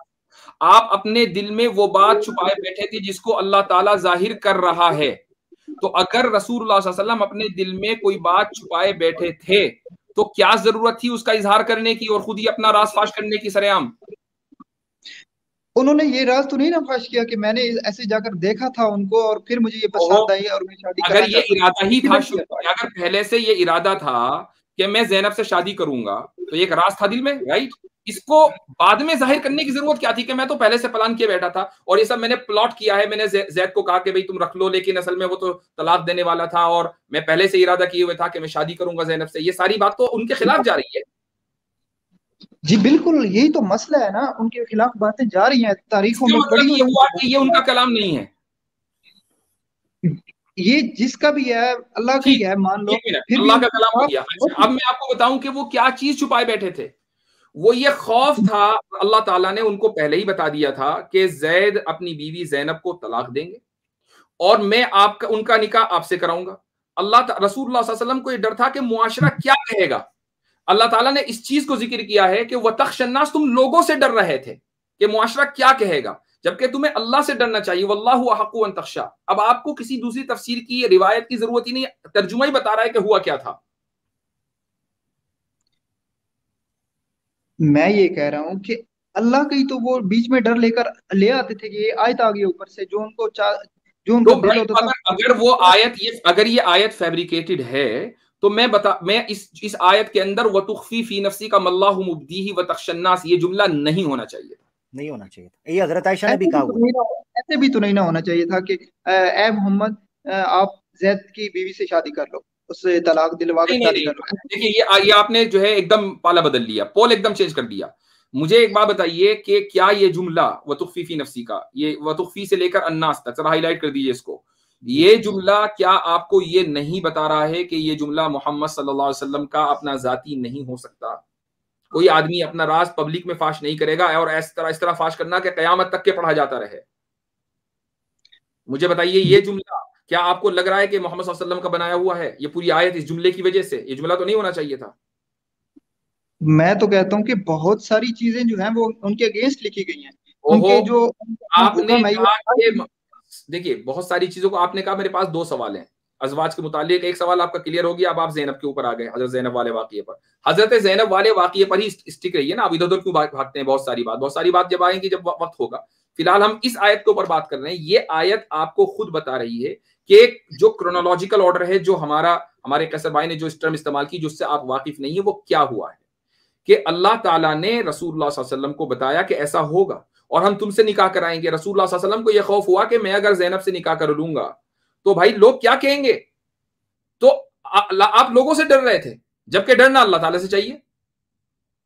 अच्छा एक बात बताएं मुझको, क्या ज़ैनब रजी अल्लाह अन्हा के जिनसे रसूलुल्लाह सल्लल्लाहु अलैहि वसल्लम ने ज़ैद की तलाक देने के बाद निकाह किया, क्या आप सल्लल्लाहु अलैहि वसल्लम को यह इख्तियार नहीं था कि वो पहले निकाह कर लेते? दोनों कुरैशी, दोनों एक ही खानदान के, पहले निकाह क्यों नहीं किया? वाह, क्योंकि पहले उनको पसंद नहीं आई, पहले उनको उस हाल में देखा नहीं है। ये आपने कहां से निकाला कि उस हाल में नहीं देखा नहीं? और दूसरी बात ये है कि क्या ज़ैनब, मैं एक मिनट, क्या जितने निकाह किए सब औरतों को उस हाल में देखा फिर निकाह किया? उनके मुख्तलिफ रीजन हैं, हर शादी के, हर लोंडी के, हर निकाह के मुख्तलिफ रीजन। ये तो कोई बात नहीं कि आपने एक रीजन मुतय्यन कर लिया कि चूंकि ज़ैनब को उस हाल में देखा इसलिए निकाह किया, लिहाजा सारी औरतों को उसी हाल में देखना चाहिए, फिर उस हाल में नहीं देखा। दूसरी बात यह है कि क्या आप किसी जिससे भी आपने निकाह किया होगा, क्या मैं sorry I am being rude, लेकिन मुझे मिसाल देनी पड़ रही है, निकाह करेंगे, निकाह किया होगा, पहले आप उसके कपड़े उतरवा के देखेंगे कि मैं देखूंगा फिर निकाह करूंगा? नहीं नहीं, ये वाला वाकया इस तरह है, मगर सारे वाकये ऐसे नहीं है कि उन्होंने सबको ऐसे देखा अरे तब जाकर। भाई मैं आपको ये बता रहा हूं कि जो वाकया आप तबरी के हवाले से बयान कर रहे हैं उसको उम्मत में कोई तस्लीम नहीं करता। ये बिल इत्तेफाक फैब्रिकेटेड नरेशन है। ये तो हमारी ऑनेस्टी है कि हम फैब्रिकेटेड नरेशंस को भी पेश कर देते हैं कि भाई आओ और इसको जांच लो, देखो ये फैब्रिकेटेड, हमने इसको इसलिए लिख दिया ताकि कल को तुम्हें किसी और सोर्स से मिले तो ये मत समझना कि सच्ची है, इसको इसलिए लिखा गया है। आपको पता है कि हमारे यहाँ किताबें हैं अल मौज़ूआतुल कुबरा और अल मसनूआ, पता नहीं कितनी 5-5 10-10 जिल्दों के अंदर, जिसमें सिर्फ फैब्रिकेटेड रिवायात हैं। वो इसीलिए हैं कि ताकि लोगों को पता चल जाए कि ये झूठी हैं। यही तो मसला है ना कि जो चीज हमें सही लगती है, जो शुगर कोटेड लगती है, वो हम कहते हैं ये सही है। और जो हमें जरा सी लगती है कि ये अच्छा, इससे तो एक थोड़ा एक मिनट मतलब एक अच्छा, मिनट मुझे एक आमिर मिनट भाई मुझे थोड़ा सा इंटरवीन एक करना एक चाहेंगे? मिनट एक मिनट, ये कह रहे अच्छा, हैं जो शुगर जी जी कोटेड, जी अगर शुगर कोटेड जी। मुसलमानों को लगती होती तो ये वो कुरान की आयत बीच में रहने देते, हाँ जिसमें हाँ बेटे वही की ना। बोले बेटे की बीवी से शादी है शुगर कोटेड है तो हाँ भाई। निकाल देते इस आयत को। और मैं कमाल हो गया इसके यार। साथ प्रैक्टिकली मैं एक थोड़ा सा मैं आपको साइकोलॉजिकली भी एक्सप्लेन कर दूं, प्रैक्टिकली प्रैग्मेटिकली, कि ट्रूथ सीकर साहब, आप ये जो इस स्ट्रीम में आने से पहले जो आपने चोरी की है, क्या आपको कोई कोई खौफ महसूस नहीं हुआ पुलिस का, खुदा का, कि आपको चोरी नहीं करनी चाहिए थी, चोरी किस चीज की? जो आपने इस स्ट्रीम में आने से पहले की है? मैंने तो कोई चोरी नहीं की। ये तो आपको मैं शुगर तो कोट बस लग रही है, तो इसलिए आप कह रही हैं, शुगर कोटेड बात कर, शुगर कोट कर रहे हैं अपनी उस बात को। मैंने आपको पहले बताया, आप जैसी भी आप बातें समझ गए घुमा मेरी कर बात को? मैं बहुत मुझे तो इज्जत और एहतराम से, मैं सिर्फ एक इसको, ये प्रैग्मेटिक प्रैक्टिकल साइकोलॉजी है जो मैंने आपके साथ शेयर की है, कि जब आप पे एक गलत इल्जाम लगेगा और जब आप उसका दिफा करेंगे, तो आगे से जवाब ये नहीं होगा कि नहीं नहीं ये तो आपको अच्छा अच्छा, वो मीठा मीठा हापा वाली बात, ऐसा नहीं है। भाई हम रिसर्चर हैं, 1400 साल से हमारे पास apparatus है रिसर्चेस के, वो जो मौज़ूआत कबीर मौज़ूआत कुबरा की आगे बात करे थे, वो इसलिए था कि हक को बातिल से जुदा किया जाए। अब ये तो नहीं हो सकता कि हम पे झूठा इल्जाम लगे और जब हम कहें कि ये झूठा है तो आप कहें कि नहीं नहीं ये तो आप इसलिए शुगर कोट कर रहे हैं और मीठा मीठा है तो उसको ले रहे हैं, कड़वे को आप छोड़ रहे हैं, ऐसा तो नहीं हो सकता ना। फिर तो कोई भी किसी पे इल्जाम लगा दे। अच्छा, दूसरे ट्रूथ सीकर साहब, हमारे पास उसके उसूल हैं कि हम किसी रिवायत को अगर फैब्रिकेटेड कहते हैं तो उसकी वजह होती है। ऐसा नहीं कि हमें अच्छी नहीं लग रही तो कह दिया। उसकी चेन ऑफ ट्रांसमिशन होती है, उसके एनालाइज होता है, उसमें देखा जाता है कि कौन कौन सचवाला बैठे हुए हैं वहां पर। तब जब सचवाला हमें मिल जाते हैं उस सनद में, तब हम कहते हैं कि भैया ये मौजू रिवायत है। आपको पता है पूरी उसकी पूरी एक साइंस है। आपको पता है जी मैंने बिल्कुल। मैं तो पीएचडी हूं उसी साइंस में, मेरी थीसिस उसी मौजू पर है। बिल्कुल बिल्कुल यही तरीकाकार मैं जानता हूँ इस बात को। और मुझे फिर इस बात की बिल्कुल भी समझ नहीं आती तो कि आपने ये 300 क्यों साल कहा कि अपनी 200 मर्जी से साल कर बाद। देते हैं उससे नहीं, फिर आपने ये क्यों कहा कि अपनी मर्जी से कर देते हैं जब आपको पता है कि तरीकाकार है, फिर क्या आपने जी क्यों मैं धोखा यही दिया, या बताने आप लगा, क्यों अपने यही आप को धोखा बताने दे रहे हैं? लगा। इस आपकी साइंस की, आपकी स्टडी की मुझे समझ नहीं आती कि जो हदीसें और किताबें तफसीर 200-300 साल बाद लिखी गई हैं, उनको आप ठीक और गलत साबित कैसे कर लेते हैं? मुझे इस चले बात की ठीक समझ है, नहीं आती। आपको फिर आप सारी हदीसों को मुस्तरद कर दीजिए। फिर आप उस रिवायत को क्यों लेकर बैठे हैं? क्या शुगर कोटिंग ये नहीं है कि जो आपके मतलब के मुनासिब है आप उसको तो ले रहे हैं, और हाँ, जो उसको जो खिलाफ है वो नहीं ले रहे हैं। चलिए मैं कहता हूं सारी किताबें क्योंकि 300 साल के बाद लिखी गई हैं, तारीख तिबरी भी लिखी गई है। अगर सही बुखारी मोतबर नहीं तो तारीख तिबरी भी मोतबर नहीं है, लिहाजा कुरान के टेक्स्ट पर बात कीजिए ना। फिर आप रिवायत मौजू रिवायत लाते क्यों हैं बीच में? हम्म। क्योंकि मैं एक मुसलमान हूँ, मैं मुसलमान खाने में पैदा हुआ हूँ। जो काफिर एतराजात कर रहे हैं, जो मुर्तद हो गए एतराजात कर रहे हैं, मुझे तकलीफ हुई कि ये तो ऐसे एतराजात क्यों कर रहे आपको हैं, बताया मुझे तो इनका है जवाब मुफ्ती साहब दीजिए। ने कि वो वाकया झूठ है, आपको बताया, आप कह रहे हैं नहीं मेरी अकल उसको मानती है, आपने तो अपनी हाँ, अकल मुझे घुसेड़ दी इस बीच में, वाकये उन्हें की मुझे थोड़ी घुसेड़ी। छोटी सी इसी वाकये के बारे में, हजरत जैनब के बारे में इतना बता दें कि ये नबी पाक ने निकाह आयत आने से पहले किया था या बाद में किया था? ये यहाँ पर आयत बात आने खत्म हो के ये आयत आने के बाद निकाह हुआ है। चलें, खत्म गई। होगी मेरे बात। मेरे मेरे इल्म में ये है कि पहले हुए। नहीं, आयत आने के नाजिल होने के बाद निकाह हुआ है। आप कोई ऐसे ही सबूत देंगे ताकि मुझे, मैं किसी के आगे बात कर सकूं आपके कि इल्म में इस है, बात आप वो मुझे बता दीजिए, हो सकता है मेरे इल्म में इजाफा हो जाए, हो सकता है मैं गलत बोल रहा हूँ। आपके इल्म में जो बता दीजिए मुझे। मैं मेरे पास किधर, मैं तो बस जितना मैंने पढ़ा है मैं नहीं, बता रहा हूँ। आपने कहा ना अब मेरे इल्म में ये है, तो कहीं से तो होगा ना। क्योंकि मैंने ये सुना है, ठीक है। अब आप मुझे ये सबूत दे दें कि मैं मान जाऊंगा कि नहीं नहीं ये इसका गलत भी सुना था। ट्रूथ सीकर तो भाई बात इससे फर्क नहीं पड़ता। देखें, जब आप हिस्टोरिकल कमेंट्री करते हैं तो उस कमेंट्री से पहले के जितने वाकयात होते हैं उनकी नेचर और होती है। मिसाल के तौर पे अब मैं कहूँ कि जो जूलियस सीजर था उसने दरियाए रूबिकॉन को उसने पार किया। अब मैं एक कमेंट्री आज कर रहा हूँ, आप मुझसे कहें कि ये आपकी बात से पहले हुआ था या बाद में हुआ था, तो भाई मैं हिस्टोरिकल कमेंट्री कर रहा हूँ। तो ये सारी, अगर वो इवन और उससे पहले का अगर कोई वाकया हुआ है रोबिन का, कि फॉर मिसाल के तौर पे गोल में उसकी जो फतवाहत थी, तो अब वो वाकयात की तरतीब वही रहेगी इररिस्पेक्टिव कि उस पर तबसरा कब किया गया। तो इन वाकयात की तरतीब क्या है कि निकाह मौजूद था हजरत जैद का और हजरत जैनब का। हजरत वो दोनों तोड़ना चाहते रहे थे, नबी पाक सल्लल्लाहु अलैहि वसल्लम ने हजरत जैद से कहा कि निकाह को कायम रखें, वो नहीं रह सका, उसके बाद शादी हुई। अब इस आयत, अगर आयत इस तरतीब को सारा बयान कर रही है तो इट डज नॉट मैटर कि आयत इससे पहले आती है या बाद में आती है। असल बात यह है कि वाकयात की तरतीब क्या है। ये सरीहन गलत है कि उनका निकाह मौजूद था और नबी पाक सल्लल्लाहु अलैहि वसल्लम ने अपने निकाह के लिए उनका निकाह तोड़वाया था। ये मुकम्मल तौर पे गलत बात है। इवन सूरह अहज़ाब के अंदर जो इब्तदाई आयात है ना, इनकी जो जो प्रॉब्लम्स थे वो उसमें भी लिखे हुए हैं। अगर आप शुरू की आयात में देखें जी कि ये मसला ऐसा था कि ये शादी खत्म होने वाली थी।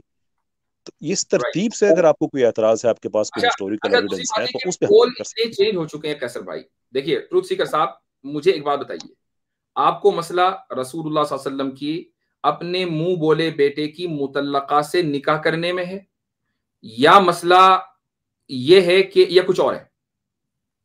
हाँ, ये इंपॉर्टेंट सवाल है। मुझे औरतों के बारे में जितनी नहीं, भी और तो वाला मसला तो हल हो गया। हम जैनब की बात कर रहे हैं, सिर्फ जैनब की बात कीजिए।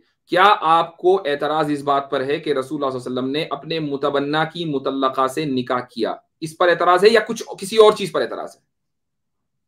ठीक है, मैं बताता हूँ। ये भी एतराज है और इसी वाकये के साथ ये भी एतराज है कि उन्होंने किस तरीके से किया, उस तरीके पे नहीं नहीं, के एक ऊपर भी मिनट, एतराज आपको जो इस पर एतराज है कि उन्होंने अपने मुतबन्ना की बेटी से किया, सॉरी मुतल्लका से किया, उस पर ये एतराज इसलिए है ना कि भाई अपना मुतबन्ना तो अपना बेटा था, बहू से कैसे कर जी लिया, है ना? जी जी। बात क्लियर हो गई कि मुतबन्ना बेटा होता ही नहीं। बनाए तो रखा ना, एक पूरी जिंदगी, ये एक हाँ भाई, इंसान की एक। मैं आपको अपना बेटा बना लूं, आप मेरे बेटा बन जाएंगे क्या? टीचर के स्टूडेंट्स होते हैं, बच्चों की तरह होते और हैं, ये क्या क्या बात क्या है? आप ठीक है। एक जैसा कि आप एक मुफ्ती हैं, इज्जतदार मुफ्ती हैं, आप क्या आपकी एक अकल आपको ये इजाजत देती है, आपके अंदर जो इंसानियत है वो इजाजत देती है कि आपने बचपन से एक बेटे को पाल रहे हैं, उसकी शादी की है, और फिर उसकी जो बीवी थी उसको कुछ अरसे के बाद उससे शादी कर ली, उसको तलाक दिलवा कर, या उसने खुद दे दी, क्या आपको ये अच्छा इसका लगेगा? वो ताल्लुक तो इसका रसूल मुफ्ती साहब, वाकयात से है ही नहीं, इसका ताल्लुक है ये हुक्म मुफ्ती खुदा। साहब, नहीं मुफ्ती इसका साहब एक बात ताल्लुक और, ये मैंने इनसे बहुत पहले एक सवाल पूछा था कि ये सारे एतराजात की जड़ अकल है या कल्चर। अब नजर आ गया कि कल्चर है। ये कह रहे हैं कल्चर ना है। कि आपके अंदर का इंसान कहेगा क्या, कि क्या आपको खुद ये यानी कि अंदर में डिस्गस्ट फील नहीं होगा क्या? तो ये जी इमोशनल है। ट्रूथ सीकर भाई, आप जाने आपके जो क्वेश्चन आ रहे हैं उसकी बुनियाद अकल और रीजन नहीं है, उसकी बुनियाद आपका कल्चर और आपके अंदर का जो ये डिस्गस्ट वाली फीलिंग है ना, वो है। इस चीज को जानना बहुत ज्यादा जरूरी है कि होता क्या है कि हम इमोशनल क्वेश्चन को एक यानी कि रेशनलिटी का रंग देते हैं कि मैं तो अकलियात की बुनियाद पे ये सवालात कर रहा हूँ। लेकिन अब ये चीज खुल के आ गई। आपने जो ये कमेंट किया ना मुफ्ती साहब के, कि आपके अंदर का इंसान जो है इस चीज को बुरा महसूस नहीं करेगा, that is purely emotional based question. ये मैं बहुत पहले से मैं समझ रहा हूँ कि इस तरह के जितने क्वेश्चंस होते हैं ना ट्रुथ सीकर भाई, वो अकल की बुनियाद पे नहीं होते, वो सरासर आपके कल्चरल बेस्ड क्वेश्चंस होते हैं। तो इस पैरामीटर से निकलिए, अपने कल्चर के पैरामीटर से इस्लाम को जज करने से प्लीज बाहर आइए। न्यूट्रल जी होकर आप समझेंगे तो आप समझ जाएंगे। बिल्कुल। जब मैं इस्लाम सिर्फ की पोजीशन ये है कि मुतबन्ना बेटा होता ही नहीं है, तो बात खत्म हो गई। मेरी खुशी इस बात में होगी कि मुझे सब सवालों के जवाब मिल जाए, और मैं उन काफिरों से, उन जो इस्लाम का मजाक उड़ा रहे हैं, उनको जाकर जवाब दूं और खुद भी मुतमईन हो जाऊं, नहीं, और लोगों को आप बताऊं, उनको जवाब, आपको मगर आपकी मुझे नहीं मिलता। जिम्मेदारी नहीं है कि आप उनको जवाब दें, ये आप हमारे ऊपर छोड़ दीजिए। हाँ, आप अपने इत्मीनान के लिए सवाल करना चाहते हैं तो बहुत ये अच्छी बात है, अपने इसके लिए तो के हम लिए इतनी मुझे देर से आपके साथ इत्मीनान बातचीत मिलेगा कर ना। रहे अच्छा, हैं ट्रुथ उसी सीकर भाई, मगर आपके ना सवाल के दो रुख थे, दोनों हल हो गए हैं। एक दो रुख थे आपके सवाल के जो ज़ैनब रज़ी अल्लाह ताला अन्हा के हवाले से थे। एक ये था कि अपने मुतबन्ना से की मुतलका से क्यों की, उस पर मुफ्ती साहब ने आपको क्लियर कर दिया कि वो बेटा होता ही नहीं है। तो जब बेटा ही नहीं होता तो वो कबाहत बिल्कुल रफा हो गई। अरबों में चूंकि वो रवाज था, उसको रफा कर दिया गया कुरान की आयत से, शरी हुक्म के नस्से कती के साथ। दूसरा आपका था जो तरीका इख्तियार किया, उस तरीके की सेहत के ऊपर आपने तहकीक अब करनी है। आपके लिए जो होमवर्क है वो ये है कि क्या वो जो तरीका बयान किया जाता है मुल्हिदीन की तरफ से, उस पर भी आपने तहकीक करनी है। मुफ्ती साहब ने आपको कहा कि वो रवायत बिल्कुल मौजू है, गड़ंतू है, वो झूठी है। आपने कहा शुगर कोटेड नहीं, उसमें पूरी दलील बयान की गई है। अगर आपको ना मिले तो फिर आप लगाइएगा चक्कर, मैं आपको पूरा एक आर्टिकल भी दूंगा, पूरी वो तहकीक ओरिजिनल किताबों से आपको दिखाऊंगा क्यों वो ज़ईफ है। तो दोनों आपके सवाल ज़ैनब रज़ी अल्लाह ताला अन्हा के हवाले से हल हो चुके हैं, सवाए अब इसके इमोशनल आर्गुमेंट आप यूज कर रहे हैं, इमोशनल इसकी आर्ग्यूमेंट, कोई उसका हैसियत कोई नहीं है, इसकी उस पर हैसियत नहीं नहीं नहीं, है। हज़रत ज़ैनब रज़ी अल्लाह ताला, इस सवाल का बिल्कुल भी मैं 0.1% भी नहीं हुआ मुतमईन, बिल्कुल भी। जी, ये आप किस ऐसा चीज ना से, कहें। और किस चीज से, नहीं नहीं, इस किस चीज बात से? से बिल्कुल भी नहीं हुआ, कोई भी आपके जो किस चीज से, लॉजिक आमिर भाई, मुझे एक मिनट, कंक्लूजन आप मुझे एक मिनट, इजाजत देंगे? कैसे भाई, सिर्फ एक मिनट, किस चीज से नहीं जी। हुए आप? कोई वो बताएं जिससे आप मुत्तफिक नहीं हुए, ये सेटिस्फाई नहीं हुए। मैं कह रहा हूँ कि जो भी आप एक्सप्लेन कर रहे हैं ना, इस वाक्य को सामने रख के, एतराज, चले वो एतराज रख, चले ऐसा मैं दूसरी तरह से समझाता हूँ। मैंने आपको कहा क्या, आपने कहा जो भी आप रहा मैं सेटिस्फाई नहीं, मैंने ये पूछा नहीं सेटिस्फाई, वो तो मुझे पता चल गया आपको जो सेटिस्फाई नहीं हुआ। आप ये बताएं कि आपको ऑब्जेक्शन क्या है उस जवाब के ऊपर, वो बताएं। ऑब्जेक्शन, मेरा पहले सवाल ये देखिए, ये आयत पहले आई थी या बाद में आई थी, ये उसके बाद आपका मसला ये सारा हल एतराज था, हुआ। एक मिनट जरा, एक मैं मिनट कहता मुफ्ती हूँ साहब कैसर हल भाई करने साहब, कैसर भाई इसका जवाब दे चुके हैं कि इससे भी कोई फर्क नहीं पड़ता पहले आए या बाद में आए। मैं कहता हूं आपका जो एतराज है वो चूंकि बुनियादी तौर पर इस बात पर था कि रसूलुल्लाह सल्लल्लाहु अलैहि वसल्लम ने अपने मुतबन्ना की मुतल्लका से निकाह किया, यही तो एतराज की जड़ है ना। ये एतराज था, और ये एतराज मेरा पहले कुछ और नहीं यही बाद, था। एतराज पहले और ठीक बाद है। आपका तब होता है ना जब आपका कुरान पे देखिए मेरी बात सुने, अब समझें आपका मसला कहां पड़ रहा है, ये दो चीजों में फर्क समझिएगा, तो तवज्जो से सुनिएगा। पहले और बाद में होने का एतराज तब होता जब कुरान की हैसियत और इस्तनादी उसकी या मिनल्लाह होने पर एतराज हो रहा होता। वो आपने कहा कि अभी आपने वो पोज नहीं किया, अभी हो रहा है निकाह ज़ैनब के हवाले से, तो जब वो एतराज हो रहा है तो उसमें पहले और बाद का एतराज तो है ही नहीं, एतराज तो अमल के ऊपर है कि वो अमल अपनी असल में हुआ ही क्यों, आपका ये एतराज है। उसमें दो चीजें निकलती हैं, एक ये कि अल्लाह के रसूल ने ऐसा किया क्यों, और दूसरा ये कि जो तरीका इख्तियार किया गया उस पर एतराज। इसके अलावा तीसरी सूरत निकलती नहीं। आप कोई ऐसा एतराज हमारी जस्टिफिकेशन या हमारे आर्गुमेंट के ऊपर उठाएं जो इसके उसूली बुनियाद के ऊपर उठता हो, वो नहीं उठ रहा। मैं आपको बताता हूँ, अगर मैं ये जो मैंने सवाल किया ना पहले और बाद वाला, अगर मैं काफिर होता तो मैं ये सवाल ना करता, मुझे सिर्फ और सिर्फ सीधा ये एतराज होता कि क्यों की शादी, क्यों की। मेरा ये जो मैंने सवाल किया, अगर इसका जवाब मिल जाता ना कि मेरी बात सुने, एक मिनट, एक मिनट, मैं बताता हूँ पहले और बाद से एतराज क्या उठता है, ये दूसरा चैप्टर शुरू हो जाएगा। मैं पता आपको क्या होगा, बताता हूँ, पता अगर क्या पहले होगा, आए तो ये मैं मुसलमान होने के नाते एक ऐसी चीज रख रहा हूँ जिससे मैं अपने आप को मुतमईन करना चाह रहा हूँ खुद, इसलिए मैंने ये रखा है पॉइंट कि अगर आयत पहले आई है ना कि अल्लाह ने हुक्म दे दिया है कि आप शादी कर लें, ये चीज खत्म करनी है, फिर भी ठीक है, मैं कुछ ना कुछ मैं ज़हन को अपने को मुतमईन कर लूंगा, 100% नहीं होगा पर मैं कर लूंगा। अगर आयत बाद में आई है तो फिर मैं कभी भी नहीं कर पाऊंगा कि अल्लाह रसूल अल्लाह ने शादी कर ली और ऊपर से अल्लाह ने उन लोगों का मुंह बंद करने के लिए आयत नजल कर दी कि ये तो मैंने हुक्म हाँ दिया। अब बिल्कुल बिल्कुल बिल्कुल, अब इधर रुकिएगा, बिल्कुल मैं समझ गया हूँ। यानी अब आपका एतराज ना उस अमल पे रहा ना उस तरीकाकार पे रहा, वो भी रफा हो गया, ठीक है, चाहे आप नहीं नहीं, अभी वो कहें बात जो आप नहीं मान रहे, ठीक है, वो वो नहीं आप सारी मान रहे, मुझे एतराज, पता है। वो मैं नहीं, बस वो एतराजात, मुसलमान होने के वो नाते ये पॉइंट रख रहा वो हूँ, इसको एतराजात, थोड़ा उन सा एतराजात नहीं, मेरी बात सुने, उन एतराजात के ऊपर आपको एतराज रख नहीं रहे, आप अब कर रहे हैं, मैं बहसियत मुसलमान ये पूछ रहा हूं कि पहले आयत आई या पहले अमल हुआ, अब मैं उसके ऊपर बात करने लगा।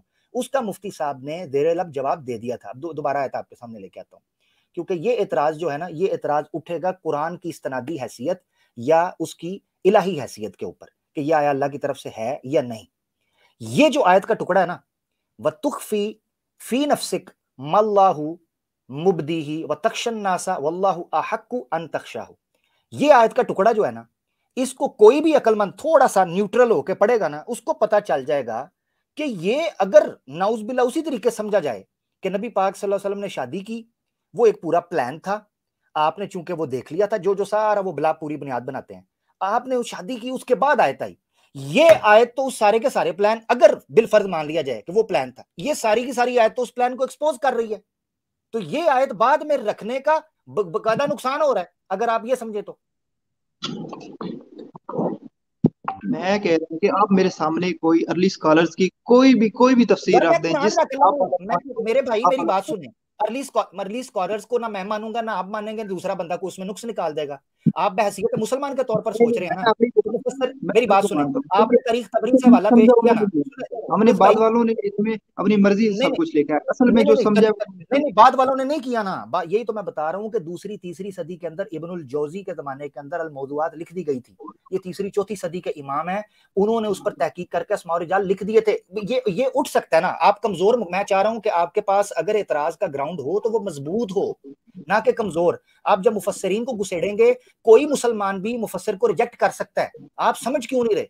मुल्हिदीन जब कुरान पे एतराज करते हैं तो जब हम उनको तफसीर पेश करते हैं तो वो पता है क्या कहते हैं? वो कहते हैं जी तफसीर तो बाद में लिखी गई है। अच्छा, जब उनकी मर्जी की होती है कहते हैं जी तुम उनसे बेहतर समझते हो, वो क्लासिकल स्कॉलर थे। इसलिए मैं चाह रहा हूं कि ऐसा वेग या कोई ऐसी एम्बिगुअस चीज को पकड़ने की बजाय कुरान के मतन को सामने रख लेते हैं, क्योंकि असल एतराज तो कुरान के इस अमल के या मतन के ऊपर है। अब मैं ये जानना चाह रहा हूं, मुझे बताएं, वह तुखफी फी, इस तर्जमे को आपने अलहदा बैठकर पढ़ना है, और मैं समझता हूं मुफ्ती साहब ने मोर देन इनफ आपको time, more than enough time दे दिया। ये तर्जुमा आपने पढ़ना है, वह तुखफी फी नफ्सी का मल्लाहु मुबदीही व तख्शन नासा वल्लाहु अहक्कु अन तख्शा, जो तर्जुमा आपके पास है पढ़े। ये आयत हकीकत ये है कि जो सारा सिनेरियो आप और मुल्हिदीन या आपके ज़हन में फंस गया अनफॉर्चुनेटली, जो खींच रहे हैं उसकी डट कर नफी करती है।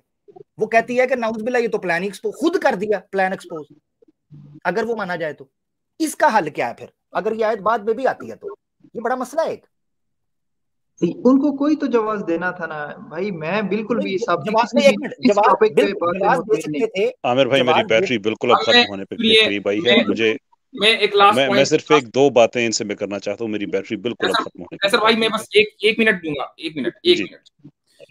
ये मुझसे पूछे थे पहले हुई बाद में, अनस इब्न मालिक रजी अल्लाह अन्हु की एक रिवायत है कि जब रसूलुल्लाह सल्लल्लाहु अलैहि वसल्लम का रिश्ता ज़ैनब के पास गया ना, जब तलाक हो गई, इद्दत पूरी गुजर गई, तो ज़ैनब रजी अल्लाह अन्हा ने ये कहा, मा अना बिसानिअतिन शैअन हत्ता उआमिरा रब्बी, कि मैं इस पर कोई भी फैसला नहीं दूंगी जब तक कि मेरे रब मुझे हुक्म न दे।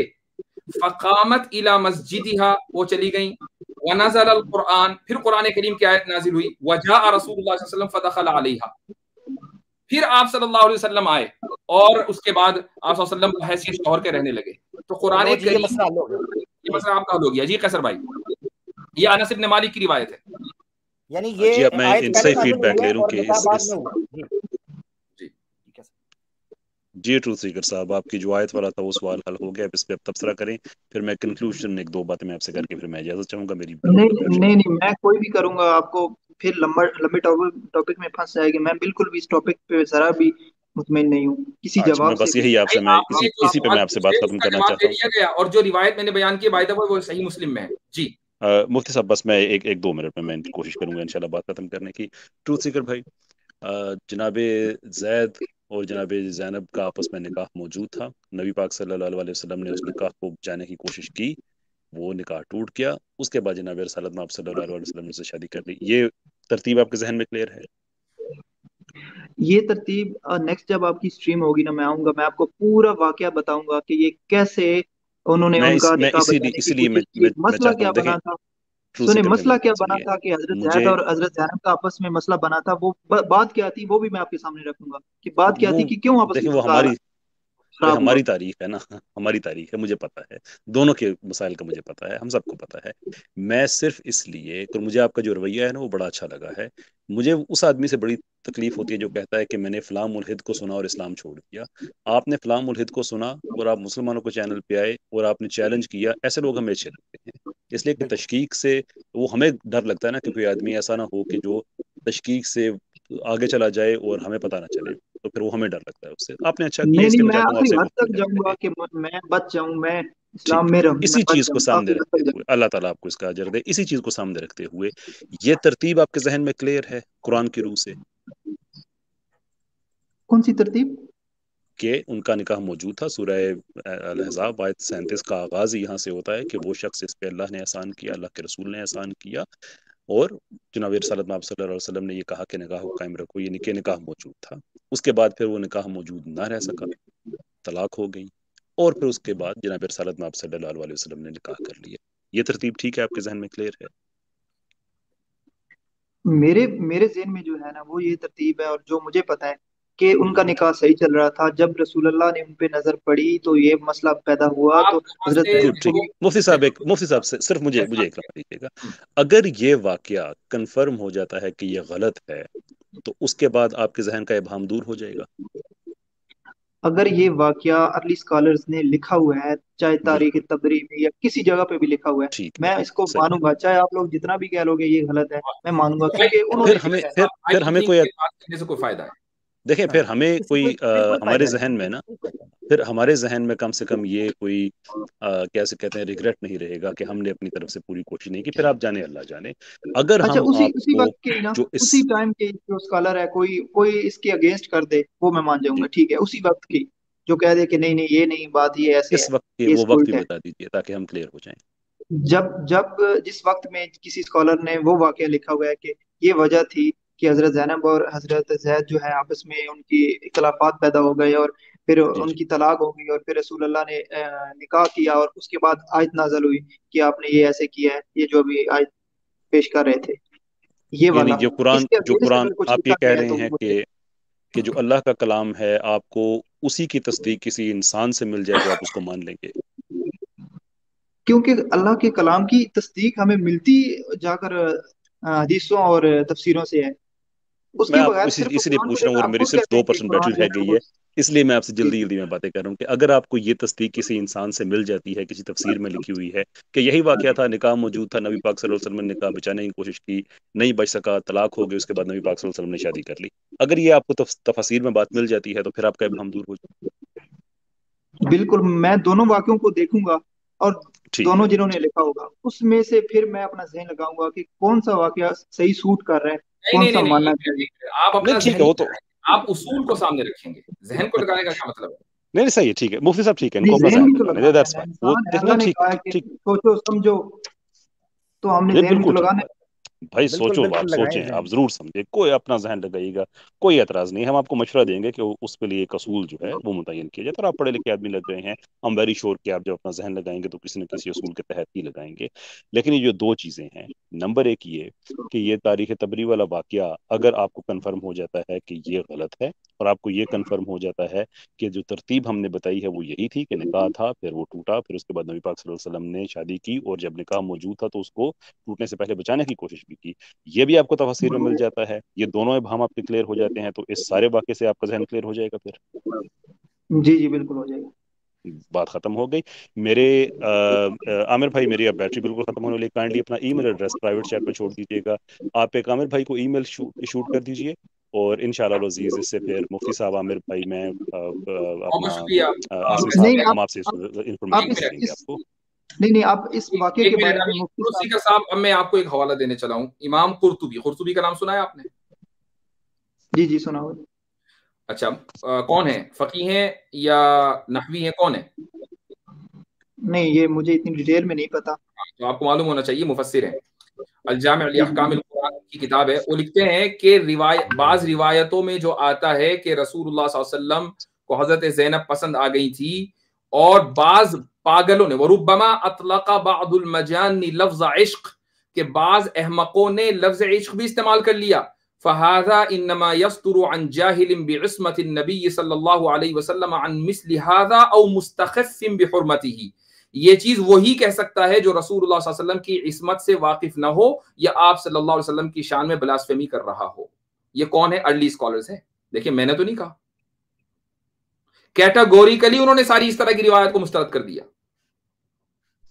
मैं ये कह रहा हूँ, आप एक छोटी सी वीडियो बना दे या किसी स्ट्रीम में पूरी ये डिटेल से ये आप वाकया क्या, समझा दे। या मुझे समझ में नहीं आ रहा कि आपके सवाल का जवाब मिल जाता है तो आप उसको तस्लीम नहीं करते, नहीं नहीं, और ऐसे बात नहीं जवाब मिलता ना। नहीं होती। आप कभी किसी कहीं हजरत से हजरत कोई लाइन मेरे बता ख्याल दें, से कभी कहीं से, ट्रूथ मैं सीकर ऐसे भाई, नहीं। ट्रूथ सीकर भाई आपको काफी टाइम दे दिया है, मेरे ख्याल से वो घूम ठीक, रही है बात, तो मैं चाहता हूँ कि ठीक है, दूसरे ठीक लोग है। भी करें। एंड पे बस रिक्वेस्ट है, आप ठीक, इस टॉपिक पे एक वीडियो बना दें प्लीज, पूरी एक डिटेल लेकिन से क्या क्या रेफरेंस दे के। क्या वीडियो बनेगी, बताइए। मतलब ये वाकया पूरा क्लियर हो जाए पूरे रेफरेंस के साथ, आपका जो पॉइंट है कि ये इस तरह से शादी हुई, मसला इस असल में मौजू ये पर था, पूरी पूरे तफसील के साथ। तो मौजूद है, इस मौजू पर मौजूद है। आप मेरे चैनल पर जाइए, और तफसीर कुरान 2021 प्लेलिस्ट है, उसमें जाएं, और उसमें हजरत जैनब के साथ आप सल्लल्लाहु अलैहि वसल्लम का जो निकाह हुआ है पूरी तफसील मैंने उसमें बयान की है। कुछ बातें जो आज आपके सवाल के नतीजे में आई हैं वो जाहिर है उसमें नहीं थी, वो मैंने आपके सामने बयान कर दी हैं। आप उसको सुन लीजिए आज की गुफ्तगू को। लेकिन ये याद रखिए, आप अपनी अकल से अगर सोचेंगे यार मेरा जहन इस रिवायत को कबूल करने में माइल हो रहा है, ये चीज गलत है। उसूल को आप सामने रखेंगे। आप अगर साइंस को साइंटिस्ट की जो उसूल है उनकी रोशनी में नहीं समझेंगे तो इसको जहालत ही कहा जाएगा। तो नहीं, अगर पूरी उम्मत इस रिवायत को मुस्तरद कर रही है, कह रही झूठी है इसलिए कि इसमें झूठे लोग हैं, इसकी सनद में वो उसको जस्टिफाई भी कर रहे हैं अपने फैसले को, और आप न माने, तो ये तो नाइंसाफी है। जी जी, मैं अपना जहन भी इस्तेमाल कर सकता हूँ, क्योंकि ऐसे कोई भी हमें बात बता दी जाए, हम आंखें बंद करके वो मान लें, चाहे वो बिल्कुल ही लॉजिक बन ही ना रहा हो, किसी नहीं, आप इलॉजिकल बात। आप अपना जहन इस चीज को इस्तेमाल करने में इस्तेमाल करें कि भाई ये जो उसूल हैं ये सही है या नहीं। सनद के अंदर ये 5 आदमी हैं, इनमें से 2 आदमी झूठे हैं और इनके बारे में उम्मत का फैसला है कि झूठे, क्या उनकी बात सही होगी या एक दूसरी रिवायत है उसकी रिवायत की सनद में कोई आदमी झूठा नहीं है वो ज्यादा सही होगी? मुझे बताइए कौन सी बात आपके जहन के पास काबिल कबूल है? मैं आपकी वीडियो देखूंगा, कोई सवाल पैदा हुआ मैं नेक्स्ट स्ट्रीम में आके करूंगा आपसे। मुफ्ती साहब मैं एक पॉइंट ऐड करूंगा, ये जो कह रहे हैं ना जहन की बात, देखें मिसाल के तौर पे ट्रूथ सीकर भाई, आप अगर मेरे नजदीक अच्छे इंसान हैं, मैं एक एजम्पशन में हूं कि आप अच्छे इंसान हैं, तो मेरे नजदीक अगर कोई आके आपकी बुराई बयान करेगा तो मैं यकीन नहीं करूंगा। लेकिन यही यानी कि सेम चीज जो है आप नबी अलैहिस्सलातु वस्सलाम पे फिट कर सकते हैं। अगर आपने पहले से उनके कैरेक्टर को खराब यानी कि एजम्पशन कर लिया है तो फिर आपके जहन में वही बात आएगी कि जो यानी कि उनके कैरेक्टर के खिलाफ जा रही होगी। और अगर आप ऑनेस्ट होंगे कि नहीं हमें इल्मी बुनियादों पे चीजों को समझना है, तो फिर आप अपने जहन को यूज नहीं करेंगे, क्योंकि हमारा जहन बाइस्ड होता है। इस हकीकत को आप जाने, हमारा जो जहन होता है ना वो बाइस्ड होता है। अगर आप हमारे दुश्मन हैं तो आपकी मैं बुराई ही कबूल करूंगा, और अगर आप हमारे महबूब हैं तो आपकी मैं अच्छाई ही कबूल करूंगा। तो उसूल पे जाएं, जो मैथडोलॉजी है हदीस की उसको अप्लाई करें, ना कि आप ये कहें कि मैं अपने जहन को इस्तेमाल करूंगा। उसकी वजह बताती हूँ, आपका मेरा सबका जहन बाइस्ड होता है। बिल्कुल बाइस था। स्पीकर साहब एक चीज मैं आपको बता दूं, आप मुतमईन नहीं हुए वो एक अलग मसला है, हुए नहीं हुए वो हमारी जिम्मेदारी है भी नहीं। आपने जो सवालात हमसे किए आपको उसका जवाब मिला? जवाब की बात कर रहा हूँ, इत्मीनान की बात नहीं कर रहा हूँ। कौन से, इस टॉपिक का या उससे पिछली बात का? जितने भी सवाल आपने किए आज आपको उसका जवाब मिला? सिर्फ जो दौलत इकट्ठी करने वाला जो है ना वो मेरे माइंड में पहले। आप बीवियों के ताल्लुक से भी कह चुके हैं मैं उस पर मुतमईन हो गया हूँ। नहीं बीवियों वाले से मैं बस उस पर तो आप मुतमईन हो चुके थे। वो जो आयत है सूरह अहज़ाब की आगे वाली, इन्ना अहलल्ना लक अज़वाजक अल्लाती, उस पर तो आप इत्मीनान का इजहार कर चुके हैं। और मैं आप किसी भी मामले पर इत्मीनान ना रखें वो हमारी जिम्मेदारी भी नहीं है। मैं ये पूछ रहा हूँ कि आपने सवाल किया उसका आपको जवाब मिला या नहीं मिला? जवाब से आपको इत्मीनान हुआ हो या ना हो इससे फर्क नहीं पड़ता, जवाब मिला या नहीं मिला? मुझे जवाब सिर्फ और सिर्फ दौलत वाला मिला है, उसके अलावा मैं बस बात लंबी ना हो। कर रहे थे हम जो गुफ्तगू कर रहे थे वो किसी और मौजू पर कर रहे थे। नहीं आप इसी पे कर रहे थे, मगर जो मुतमईन करने आपको जवाब दे रहे थे। जी दे रहे थे, आपने दिए जवाब, मैं मानता हूं। जवाब मिल गया ना? जब हम दे रहे थे तो मिला भी होगा, ऐसे तो नहीं कि हवा में जा रहा होगा, आपको ही तो मिल रहा था ना। मगर जवाब देने में और अगले को मैं ये कह रहा हूँ कि आपका इत्मीनान कल्ब नहीं है उससे हमें बहस नहीं है, वो हमारी जिम्मेदारी भी नहीं है। आपका क्या वर्ल्ड व्यू है वो अलग मसला है। हम आपके सवाल का जवाब दे रहे थे या नहीं दे रहे थे? दौलत वाले का दिया है, बाकियों का जवाब भी आपने दिया है, मगर दिया है ना, बात खत्म हो गई। आपको जवाब दिया है। अच्छा आपने हमारे जवाब के मुकाबले में अब मैं आपसे पूछता हूँ, मैं बता देता हूँ कि आपने क्या क्या सवाल किए। मसलन आपने ये सवाल किया कि भाई आयत के नाजिल होने से पहले निकाह हुआ या बाद में हुआ? मैंने हवाला दिया आपको सही मुस्लिम का कि बाद में हुआ। आपको जवाब मिला कि नहीं मिला? मिल गया? हाँ ना में जवाब दीजिएगा। ये आयत बाद में उतरी है, ये तो कंफर्म है भाई। सही मुस्लिम का मैंने हवाला दे दिया आपको जवाब मिला या नहीं मिला? और अब आप कह रहे हैं झूठ बोल रहे हैं। अब आप झूठ बोल रहे हैं क्योंकि आपसे जब मैंने पूछा था कि आप मुझे साबित कर दें कि आयत बाद में नाजिल, तो आपने कहा नहीं मुझे नहीं पता। और अब आप ये कह रहे हैं कि नहीं कंफर्म्ड है कि निकाह पहले हुआ आयत बाद में नाजिल हुई, तो इसका मतलब आपने पहले झूठ बोला। मैं आपको बताता हूँ, जवाब देने में अब मुझसे आप पूछे कि मैंने आपको 1000 रुपए दिया था, मेरी बात आपने चोरी कर दी। जवाब दीजिए आपने पहले झूठ बोला या अभी झूठ बोल रहे हैं आप? मुझे इस बात का जवाब दीजिए। मेरी बात सुने, मेरी आपने मुझे आप कहते हैं आपने जवाब दिया, जवाब तो मान रहा हूँ आपने जवाब दिए। आपने पहले झूठ बोला या अभी झूठ बोला है? दो में से कौन सा रास्ता इख्तियार करेंगे? मैं ये बोल रहा हूँ कि आपने जवाब सारे दिए।